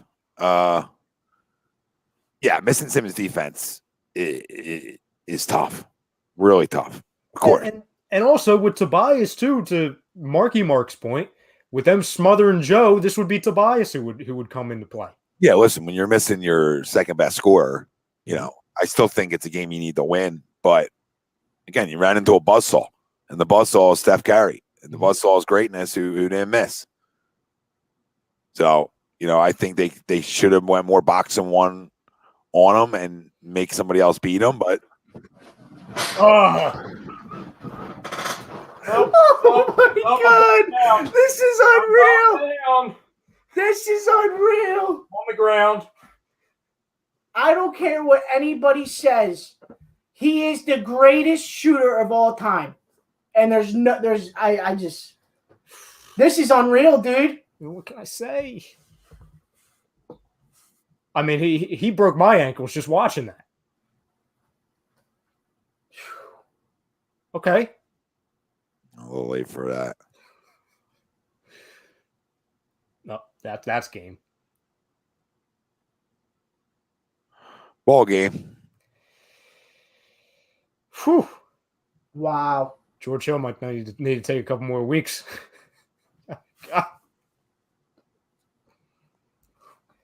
How about those Phils, Tom? Anything? I'll get to him. George Hill 1 for 5 tonight in his debut, 2 points. Matisse was a bright spot tonight offensively. George Hill, where are you going? Joe struggled. Only shooting 38% tonight, even though he had 28. Okay. So he essentially struggled and nobody else picked up the slack. So, you don't have another player over 15 points. Jeez, look at that stat. That's insane, dude. Look how far away he is from Clay. Yeah. Like, Clay's a good 3-point shooter. Sixers shot 39% from the field tonight. That's not going to beat anybody. They got out rebounded 56-48 as of right now. Golden State's going to the line more than they have. And it all equals you not scoring 100 points. You know what I mean? You can't score 100 points when you got nobody else picking up slack scoring. So, I mean, you're going to lose games, but this is one you were open to win because you got Phoenix. You got Phoenix coming in Wednesday night, and looks like they're coming off an L, right? Did they end up losing tonight? No, they're. I'll check real quick for you. They're winning 112-109, so they're actually beating Milwaukee. So now, for like our sake, standings wise, we got to hope Phoenix beats Milwaukee now. Yeah. All right, Yep. so let's go. Phoenix got to beat Milwaukee. They are tied up 109, 109, 2:39 left to go in the fourth. One, yeah, okay. Is that game televised, Ralphie? I might switch over to that game. I will look real quick. Nah, it would be on Game Pass. NBA League Pass if you have it. What was I going to say? Okay, so he has 49 tonight. So you tell me Ben could call him to 39? You know what I mean? Mm-hmm. I don't want to hear that.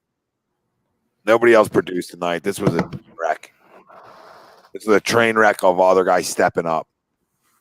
That's what I don't like about it. TTP says, I can't even be remotely mad about this loss. Steph has nights where he's unstoppable. No Ben or Toby. This was bound to happen. Yes, I agree with you that it was bound to happen. You're going to lose games. I don't like it because nobody else stepped up.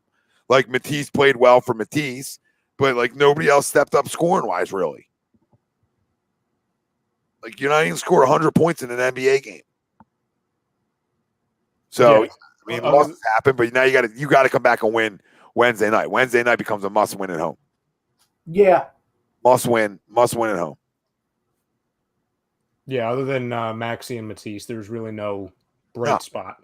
No, because Joe struggled too. He shot 38% from the floor. Mm-hmm. That's not Joe.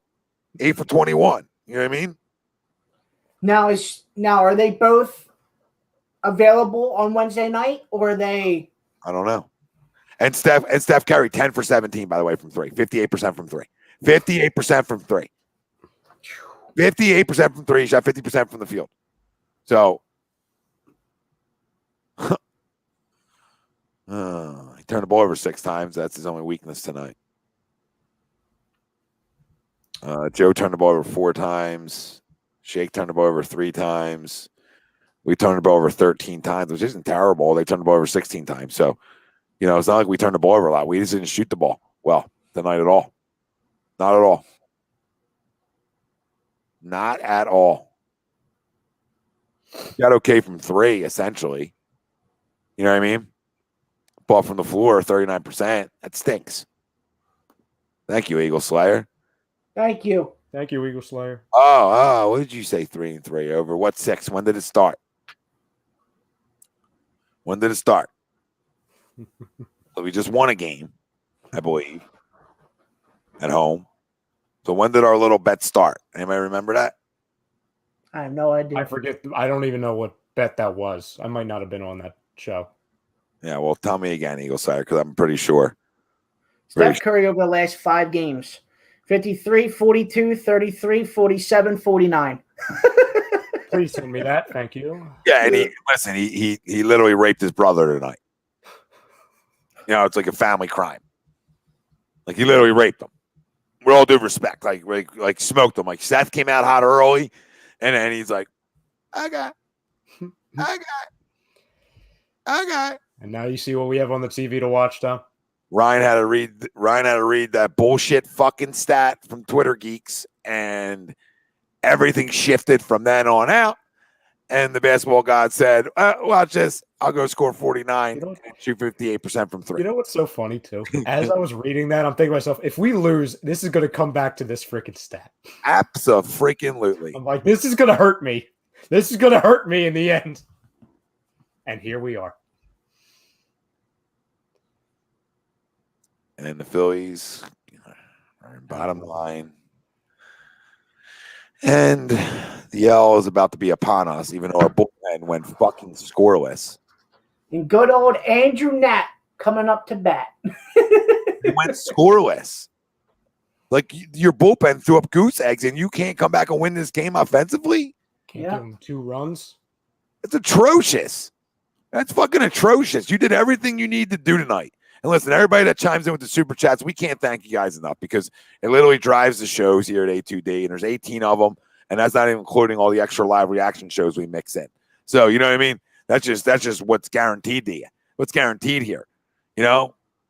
We're not even asking you to do subscription shit. We're not even in that game yet. You know, we're for free, baby. So if you want to help drive us and help us grow, that's a great way to do it. Another great way to do it is just hitting that like every time you're joining us and hitting that subscribe if you goddamn have it. Let's go. And hey, maybe a little ninth inning, little rally cap. Fuck. Oh, that's what he was doing. I didn't know what you were doing. I thought you took off the headset because you're like, no, I can't say that. Oh, I'm going to put the show to Phillies. I'm going to turn it around. I'm going to turn the hat around for the people. This is my definition of a rally cap right now. Oh, Rob, this loss is on Doc Rivers. The only person on that team that could beat us was Steph Curry, and Doc let him get off. Huh? Yeah, I don't know. I mean, I said I would have boxed and won them at times and made him get the ball out of his hands, but they didn't, and he was unconscious. So I agree with everybody that says that. Ralphie. Oh my God, yeah. We get Brink a background too. Is that is that a coat he has hanging back there, Tom, on Mondays? No, it's a Brinks. No, I don't think it's a coat. Oh my God, Doc should be suspended. Listen, I mean, come on, dude. They're playing shorthanded tonight, and one of the greatest shooters of all time just went absolutely off on him.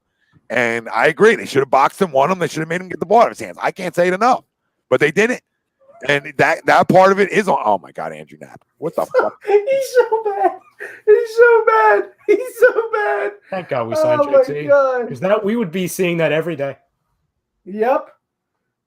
Thank the Lord, JT is our catcher. Yo, there's nothing more I hate than bad at bats. I fucking can't stand. Who swings at that? That's a ball out the hand. What I can't stand is when guys at any level are swinging at balls out the hand. Balls out the hand. Pitch recognition. Is it a ball out the fucking hand?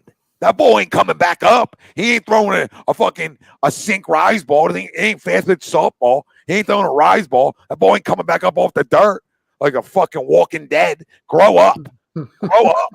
The ball out the damn hand. That's concentration. That's focus. Bad at bats all night. Bad at bats all night. They deserve to lose this baseball game. And guess what? I'm not happy. I'm not happy. And Uncle Cigars and Dave Dombrowski, you're going to be hearing from me soon. They're going to be hearing from me soon because I didn't sign up for 500 baseball again.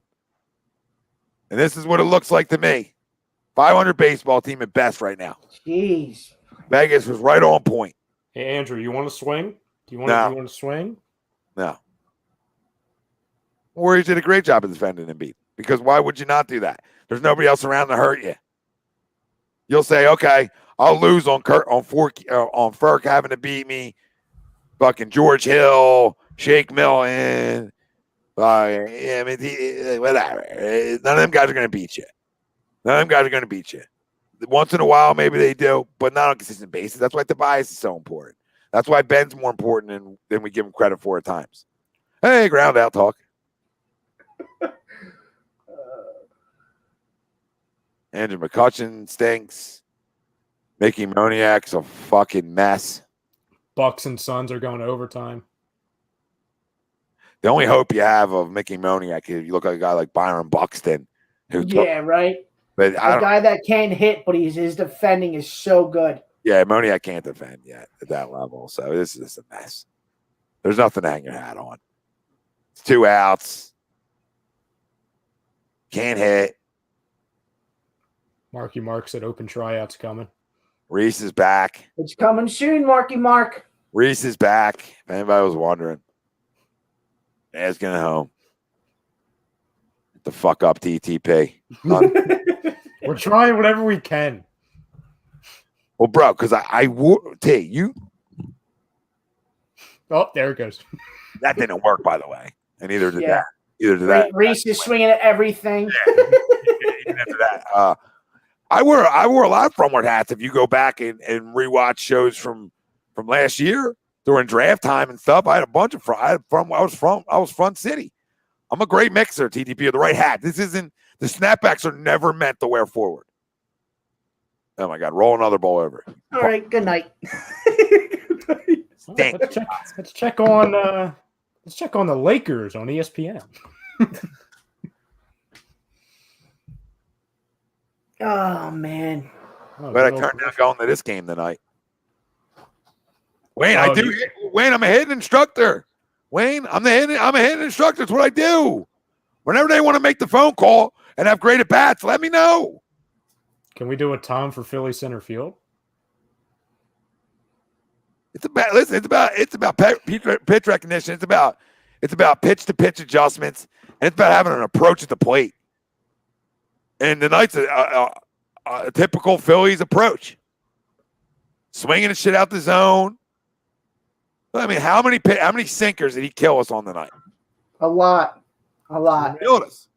Moniak can't hit me or you.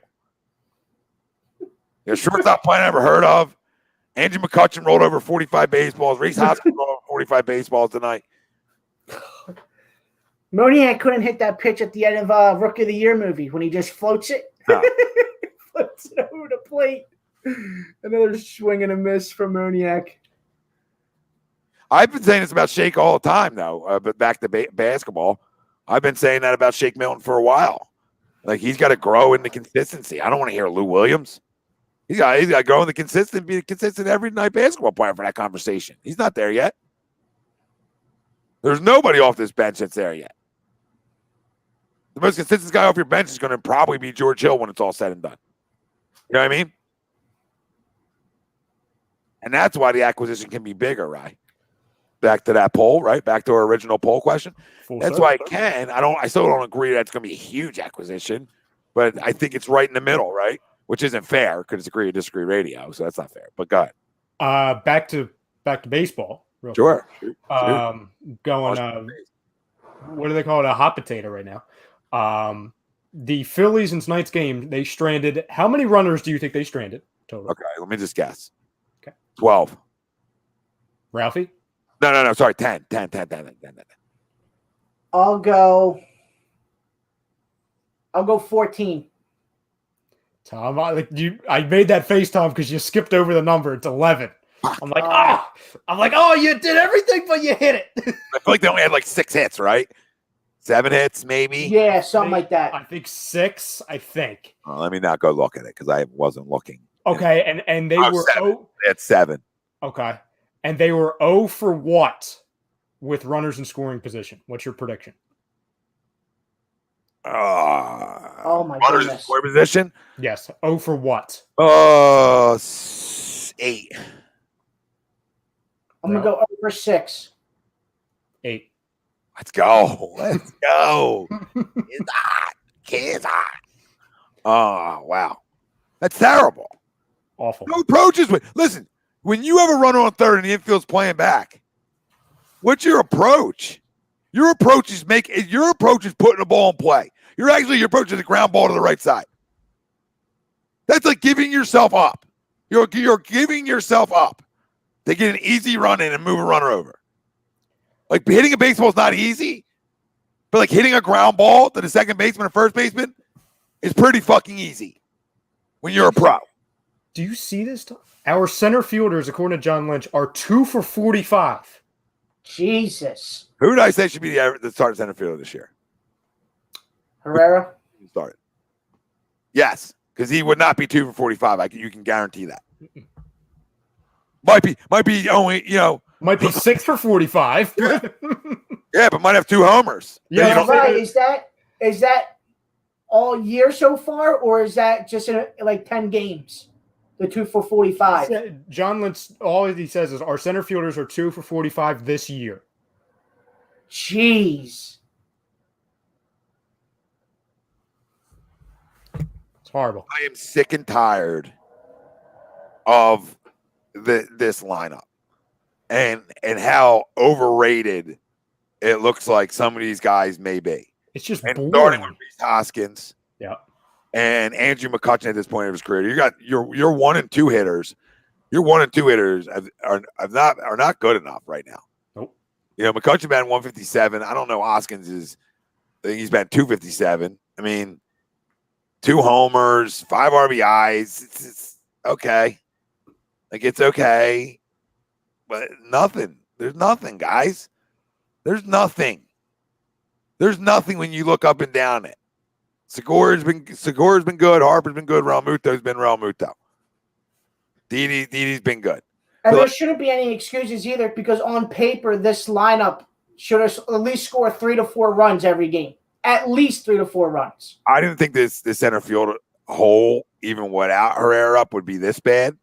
Oh, yeah. I agree with that, Tommy. But it's a hole, and you need a spark. And you got to give Moniak some more time. You got to run him out there again tomorrow. You can't play Roman Quinn tomorrow. You have to give him another chance. Like, you know what I mean? You owe it to your organization to, like, give him, like, almost like 2 weeks straight of playing baseball. What's the worst going to happen? It's not going to be worse than 2 for 45. Yeah. Can't get any worse than that. Yeah, maybe over. Not get any worse than that. Okay. Over 45. Same thing. Yeah. It's this. I just thought this lineup consistently could score you 3 to 4 runs almost every single night. And at the beginning of the year, we really didn't have any concerns for this lineup. Our big concerns out of everybody here on A2D that was talking Phillies was the bullpen. Could the bullpen finally come into play and do its parts? Well, tonight, how many scoreless innings after Anderson got pulled? Was it 5 straight, 6 straight scoreless innings, and the offense goes ghost, goes nowhere. Mm-hmm. True. Absolutely. Real quick with basketball too, Drew Hanlon, NBA skills coach on Twitter, he says, I honestly wonder how many points per game Joel Embiid would average if you were not allowed to double or play zone. Oh yeah, probably 40. Well, somebody replied saying 90. if you could never double team.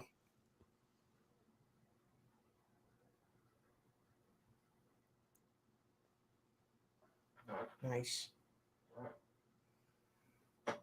Let me see. Players are shooting 38% when guarded by Matisse Thybulle this season, the best mark by any defender who has defended 300-plus shots. To put that in perspective, players are shooting 41.7% when guarded by Ben Simmons, 42.8% when Rudy Gobert is guarding them, and 44.1% when Miles Turner is guarding them. Sorry, did anybody ask me a question there or anything? I did not. I was FaceTime with Cash for a second. Oh, no. I don't know if you guys said anything or whatever I missed. No, the only thing I read, Tom, was a tweet from Drew Hanlon, the NBA skills coach on Twitter, and he says, I honestly wonder how many points per game Joel Embiid would average if you were not allowed to double team or play zone. He might average 35 a night, 40 a night. That's what I said, yeah. He might be averaging 40. That's like the Iverson effect. Like when Iverson first came in, there was no zone, and nobody nobody in the league covered 1-on-1, and then they're like, okay, we're gonna put the zone in because we're not gonna watch this any longer. Yeah. Okay, we have some Doc Rivers comments with some Ben Simmons updates. Doc Rivers says he believes Ben Simmons has a stomach ailment, but isn't 100% sure what it is. Not sure if he'll be out beyond this point. Why is it always the stomach? What are they eating over there? Chick-fil-A. It's always the freaking stomach with these two. Stomach illnesses.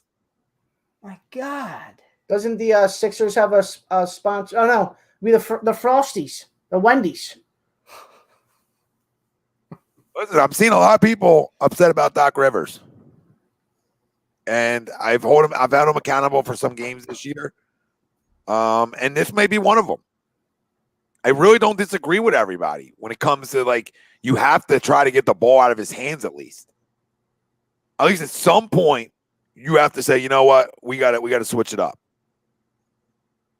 And they didn't. They went missionary against him, and he dropped 50. And you know what, Tommy, too? How many times are you going to watch a guy take a screen and go under it? And now there's a 10 feet distance between the guy coming off the screen underneath of it, and Steph Curry's basically wide open. You know? How many times can you watch a guy go underneath a screen and not over it? Ralphie, both guys that go into that pick and roll should just double him. Absolutely. Right off the bat. Yeah, right now, off the bat. Let Draymond Green drop 30. And then I'll call it a night. All right? I'll call it a night. Draymond Green drops 30. I'll take the loss and I'll walk home. Freaking joke. It's a joke. This is like players play. You know my stance on that all the time. Players play. But when you're talking about the greats of all time, sometimes you got to change something up you do to try to slow them down. And they did that to Joe tonight, right? They doubled. As soon as he got the basketball, they were doubling him. And he still had 28 and shot the ball bad. But still had 28. Yeah. And even with 3 minutes left, Golden State had Draymond Green with 5 fouls and Looney with 5 fouls as well, and they were still having both of them cover Joel. You know? So it's not like they shied away with it. By the way, I know a couple people just texted me, and I saw a couple comments. So Giannis went down in the game, but apparently it's just a leg cramp. Or like he was like grabbing his leg or something. Apparently he's fine, for anyone wondering. And the Suns are winning in that game. It's tied, excuse me. My phone didn't update right away. It's tied at 122 with a minute and 17 seconds left.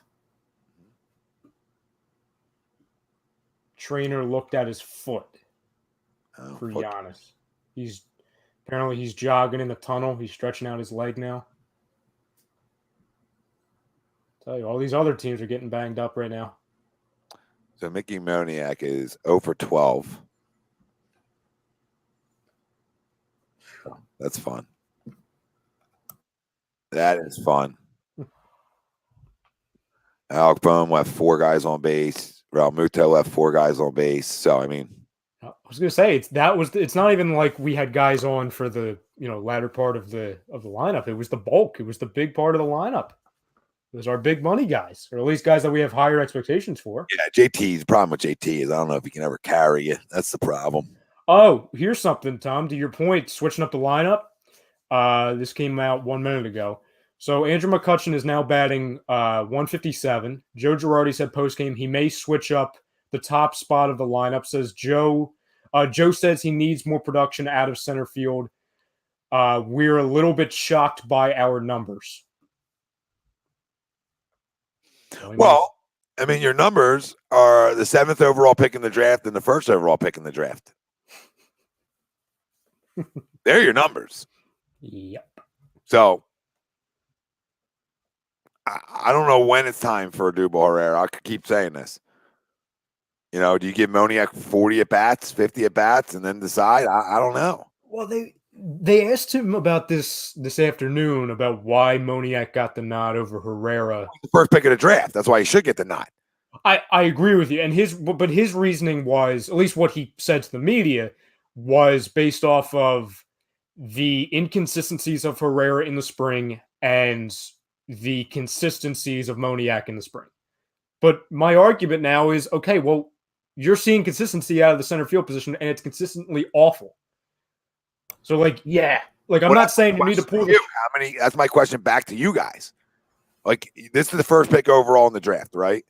And we owe it to ourselves to see if he can play and figure out and make an adjustment, right?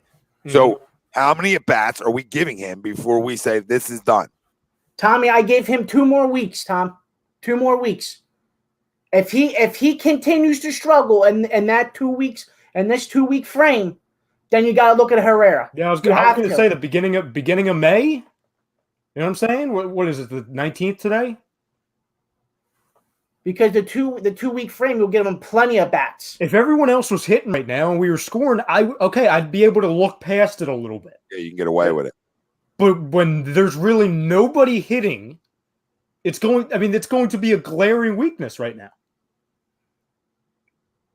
Your 3 center fielders, think about this. Your 3 center fielders that are in the big leagues right now, Hazley, Roman Quinn, and now Mickey Moniak, are 2 for 42 combined. And look at the picks. It's not like Roman Quinn's 2 for 42, or Adam Hazley is, or Mickey Moniak is. All 3 of them combined are 2 for 42. And you know that's atrocious. 45. You know what's horrifying too? Worse. Oh, excuse me, 2 for 45. Yeah. Even makes it even better. 2 for 45. You know what's more horrifying too, Ralphie? To Tom's point, we talk about how Hazley and Moniak were 2 high picks. Roman Quinn was also a highly touted prospect. Yes. All 3 of them were highly touted prospects. And this is why I always get on the Phillies for the young, and I always bullshit and make jokes about it. But it's because of this, right? You look around the league and you see all these other young players for different teams hitting bombs every single night, hitting triples and doubles and going on massive hitting streaks. And then you look at the Phillies young guys and you're like, what the fuck are we doing? Is Alec Baum great? Yeah. I don't know. Yeah. That's a great question, Tommy. I like Alec, but there's unknowns. I mean, I can't just go off 50 games last year. He looks like a pimp. He looks like he's going to be a stud, but it's an unknown right now. Mm-hmm. I mean, it's so early in the year. It's so early to judge him. You know what I mean? And it's too early to judge Moniak to a point too. I mean, I feel like I got to give him like 40, 50 at bats, and if he's batting the 100, if he's batting 190. And by girl, if he's batting like 245 and has like 2 or 3 home runs, right? A couple doubles, and I'm like, okay, I'll keep running them out there. But it's got to, I can't have nothing. And I can't have zilch. I can't have 0 for 12ers. Yes, and to your point, it's not like he's making it up. As far as center, like he's not an all-world center fielder either. No. Defensively, we're not good. Like outside of our middle with Gene and Didi. Agree on that, Tommy. It's not lights out. Reese is like an average defender, if not below average, right? Alec Baum's unknown. He seems all right, right? We know Didi and Gene Pickett. McCutchen's slow as shit. Okay, our center field position's been weak, and Bryce is a good defender. I wouldn't call him a great one. He's good, above average defender, right? I mean, you know what I mean? He's fine. Yeah. And it's not like we had these astronomical expectations for center field. We came into it knowing that, hey, this is a weakness, right? But we were all talking about on all the shows for the most part, hey, if the center field position is just adequate, doesn't even matter who's playing. If it's a Herrera, Hazley, Quinn, etc., whoever, Moniak, we don't care. We just want it to be adequate. We want it to be like how you talk about in football, like the offensive line or a secondary position that the best possible thing for them is not to be mentioned. You know what I mean? It's like we don't want the fact that we're talking about the center field position in this, at this much is a problem. Yeah, and Ryan, and you're go ahead, Tommy. Real quick, right. The problem is, it's like one thing if it's just a weakness. The problem is the assets, and it's still a weakness. The first overall pick and the 7th overall pick and Roman Quinn all can't play. That's a lot of years of talking about wait until this guy, wait until this guy. It's a lot of waiting for nothing. And the only guy who can was a Rule 5 guy in a Dougal, who you owe $10 million to, and you're going to just hold out. Mm-hmm. Okay, keep doing it. Listen, I pray to God Mickey Moniak can play. I said it on last night's show. I want him to be able to be a stud, but I don't see stud anywhere. I don't see the building block. I don't see something you build off of. You know what I'm saying? I look at a guy lost at the plate at the big league level and trouble with the off-speed pitches, and you're going to get eaten up at this level if you can't hit off speed. So just outmatched, completely outmatched. Never looks comfortable at all. And I got to lead Segura off tomorrow night. Yeah, something to switch it up. Oh, I'm leading Segura off. No question about it. Yeah, I mean, McCutcheon's batting, I think, in my last time I saw it was a 163 before his last at bat. It's probably like a 140 right now.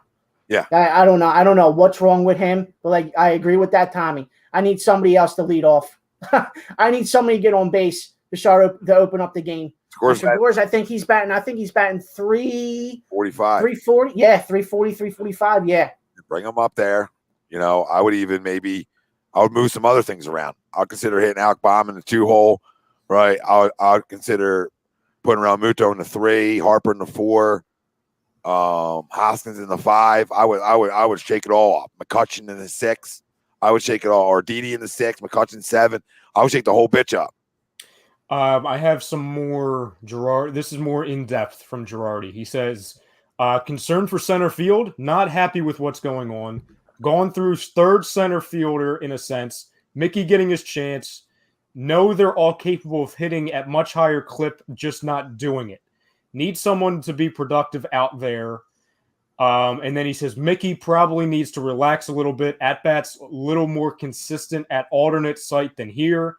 Needs to relax and be Mickey Moniak. Got to get him back on track.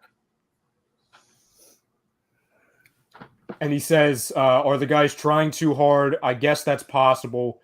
Guys are frustrated. Could be lack of seeing Galsman as well. Number of chances to get to him and unable to do it tonight. They'll build an excuse, huh? Yeah, I don't like you don't see Galsman that much. Is Galsman a freaking world beater? No. All around baseball, I haven't seen guys in a year because of the way the divisions were set, because of the way the schedule was set up. Grow the fuck up, dude. What does that even mean? Grow up, Joe. Grow up, Joe. I don't like that quote. I bet you Gabe's had better quotes tonight than that. All right? About being, tremendous competitors and emotional warriors. Right? I bet you he's had better fucking quotes than that. Can't even see Kevin Gausman enough. Grow up.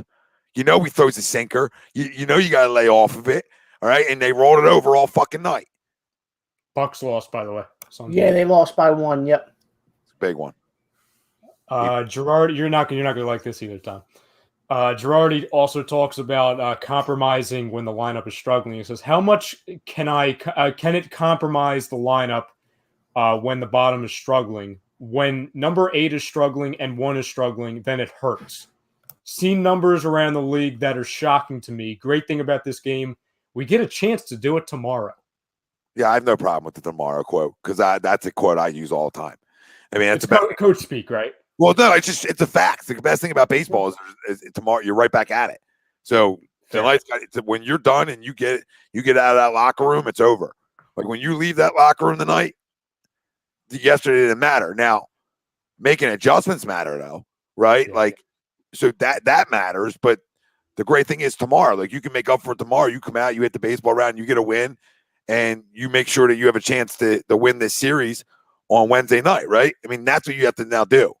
Because like I said earlier on, you can't lose this series at home because you haven't played good enough on the road. So you got to make sure you continue to take 2 or 3 at home. They're 8-8 on the year, and it's what they are. They're a 500 baseball team right now. They're a 500 baseball team, and nothing has shown me otherwise. Imagine the status of this team and how this city's going to be if you go and you drop this series to Kapler, and then you go to Colorado and you drop a series to them. Won't be looking too good. Because honestly, like I know it's just one game, but I'm looking at that Friday matchup saying, sorry, what was that, Tom? How good are our stars? It's like on paper it looks good.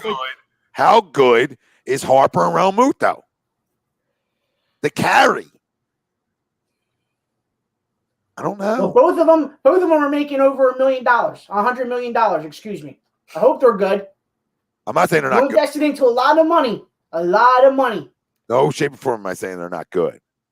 I'm saying carry. getting your numbers and carrying are two separate things. Mhm. Yep.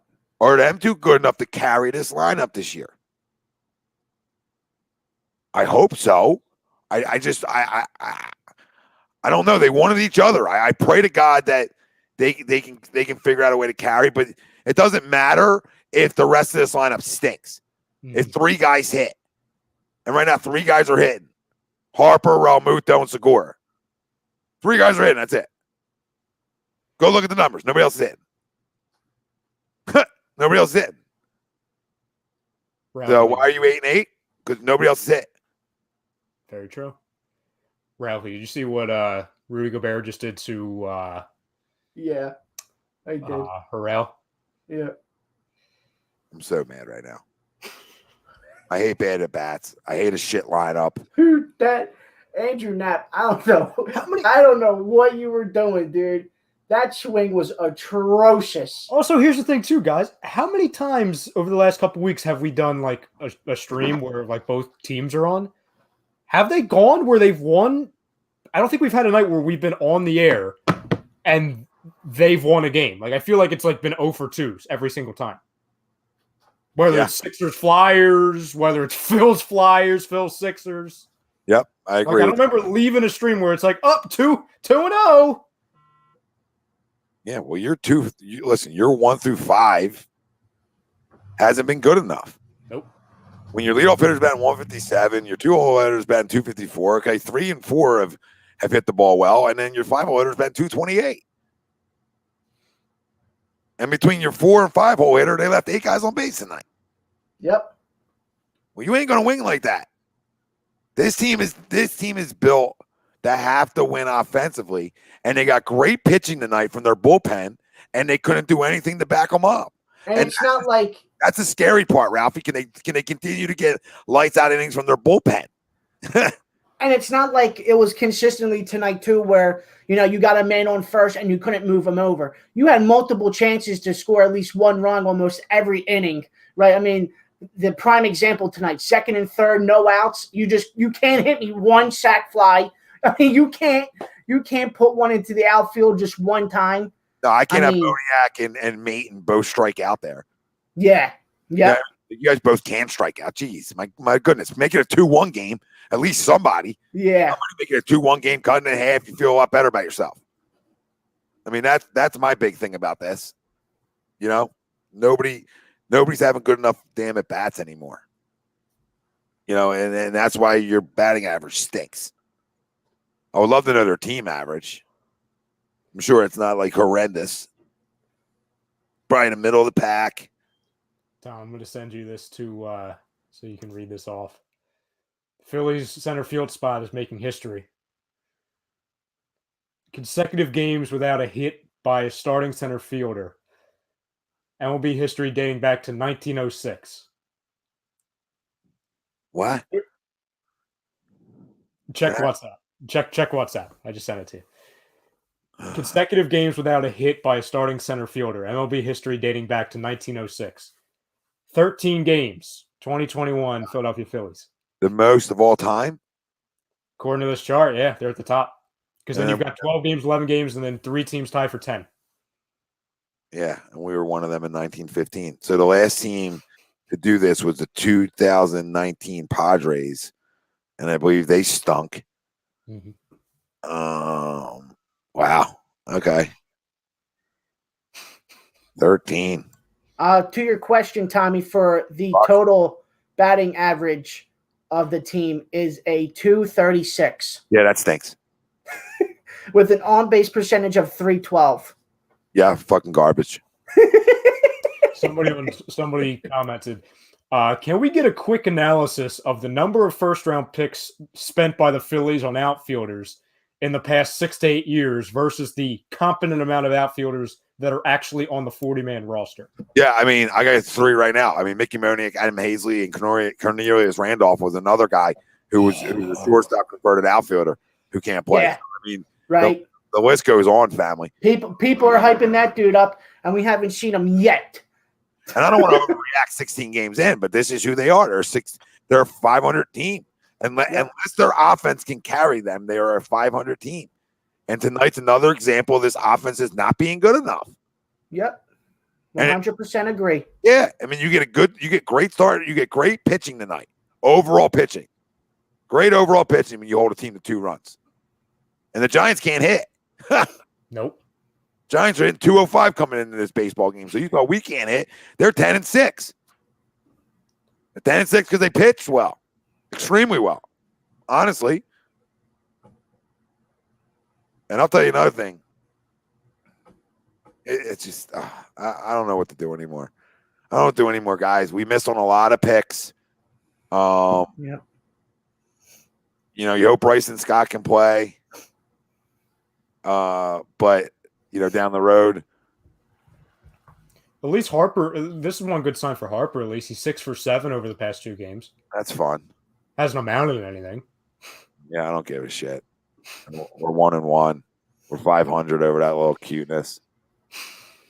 He's been fine. I'm not really worried about him. It's just everybody else. Yeah. Told you, it's 3 guys who've hit and the rest, and then you're talking about 6 guys who haven't. So you're done.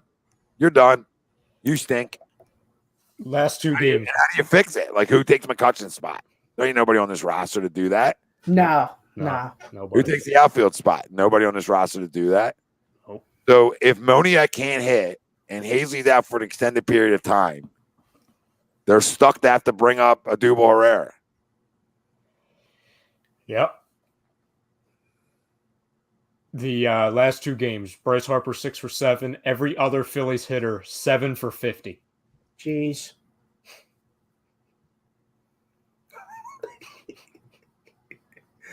Oh my God! Now they're going to hit again, right?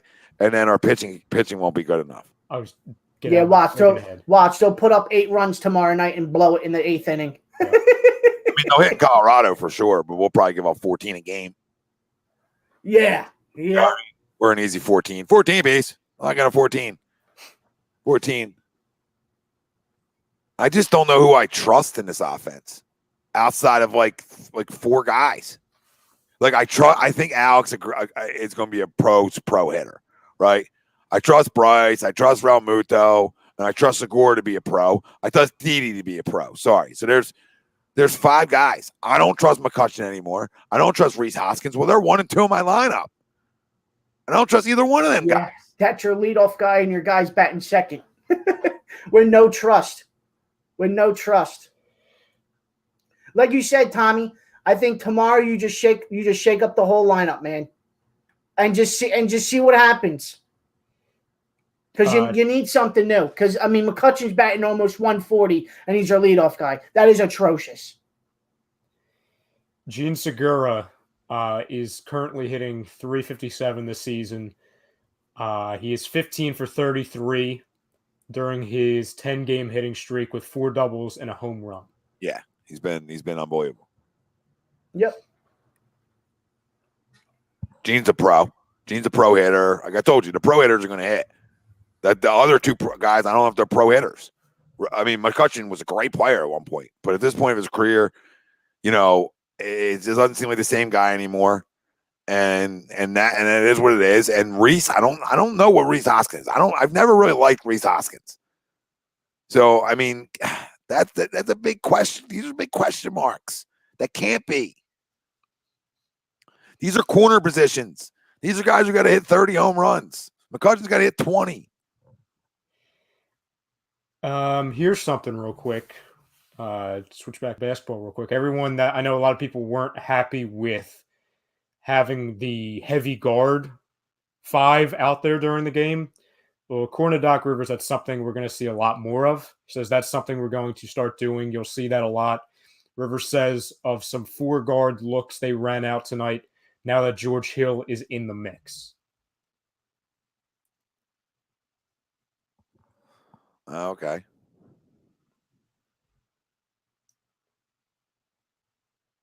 Also has talked about George Hill. He said he looked great overall. He's a little rusty, but he's just so damn smart. We're happy to have him. And then apparently right before Joe Girardi got done his press conference, he made one final comment about the center field position. He says, we at least need someone that could be the least bit competent or something along the line. We at least need somebody to be competent at the position. Hint, hint. Hint, hint. Herrera. He's competent. At least I don't know if he stinks. You know, so like if he stinks, okay, at least we tried. Yeah, exactly. I mean, why not another guy who stinks? Yeah, like yeah. Black hole. He is a real black hole, and then we're not going to be good. At least exhaust all of our options. I need somebody who can come up and drive a fucking baseball. And at the end of the day, I know he'll have good at bats, and he always has, and he'll be better than what we put out there so far. I can guarantee you that. I can guarantee you that Dubo Herrera will be better than what we put out there. And if anybody wants to argue that, I think you're an idiot. And I'm not crowning him. I'm just saying he'd be average at best. And average is fine out there. At this point, we would take average. We would take a guy who could bat 265, maybe 270, maybe 15 home runs. We would take that at this point. We're not even getting close to that number. We won't even sniff that number. We had 0 home runs from our center field positions, I would assume. How many doubles do we have? How many extra base hits and home runs do we have from our center field position? None. Maybe we might have 1 double or 2 doubles tops. Let me see. Let me go to... And it'll all be Hazley. And Hazley didn't hit a home run. So he might have a double. Let's see. Baseball reference. Yeah, I have options. I shake the lineup up. I lease Gore off tomorrow. I might even put Harper in the 2 just for tomorrow. You know what I mean? I might just switch it all up. Let's see. I'm going to Alec bat in the 3 hole. Hazley has 1. Sorry, Tom. Hazley has 1 double. Okay, spot on. It isn't hard to figure out when they have like 4 to 6 hits combined or whatever it is. Yeah, Hazley only has 4 hits all season. Let's go to Mr. Quinn. Quinn has 1 hit. No extra base hits, so it would be a single. And we know the answer for Moniak. Yeah, we know Moniak. 0 for 12 apiece, sir. Yeah, So bad. So a Double can't do better than that. He couldn't have 8 hits and like 2 home runs and a double, which is literally better than that. I would take half of that. A homer and a double. Yeah, I'll take it. I'll friggin' take it. They can, though, Dominic. The guy's right there. He can hit the baseball. He's a lot of things, but hitting the baseball isn't a problem. It's better than what we have. All right, boys. Great show. Yeah, at least we performed tonight. Yeah. Like the teams. Somebody's got to. Like we didn't have stomach issues. I'm still freaking hiccuping, by the way. Still got something stuck in my throat. Ralphie. 3.5 hours. Yeah, thanks for jumping on with us, babe. Yeah, man. Good Hey, luck. bypass me time. You know, MLB The Show comes out tonight on Xbox. I can't wait. I got an hour left. Yeah, do me a favor, Ralphie. As soon as you log in, brother, call up Odubel Herrera. Go check out the Point Zone, though. They're still on. They're still rocking. Go check out the boys right here on ATD Radio. So we were double dipping live. So go check them out. Again, we're brought to you by the Counseling Center and Sunrise Detox. We know many of us and our families deal with mental health and addiction issues, and we're happy to support the Counseling Center and Sunrise Detox. If you need help, please call 856-651-8117, and also our doc, make him yours, Dr. Paul Vidal, Specialized Physical Therapy, LLC, Burlington, Cherry Hill locations. And don't forget about Body Check Wellness, promo code A2D, 20% off. They're also running a 420 sale. Go check it out. You can just click on their website, and the 420 sale is amazing. I love their products. Here's the energy and endurance that I take all the time. I love it. Gets me doing shows all the time and everything else I got to do. So we love you guys. Thanks for tuning in. You guys drive the show for Ralphie D, Ryan Brodo. I'm Tom Arnone. And all our jackasses out there that tuned in tonight, we can't thank you enough. We out.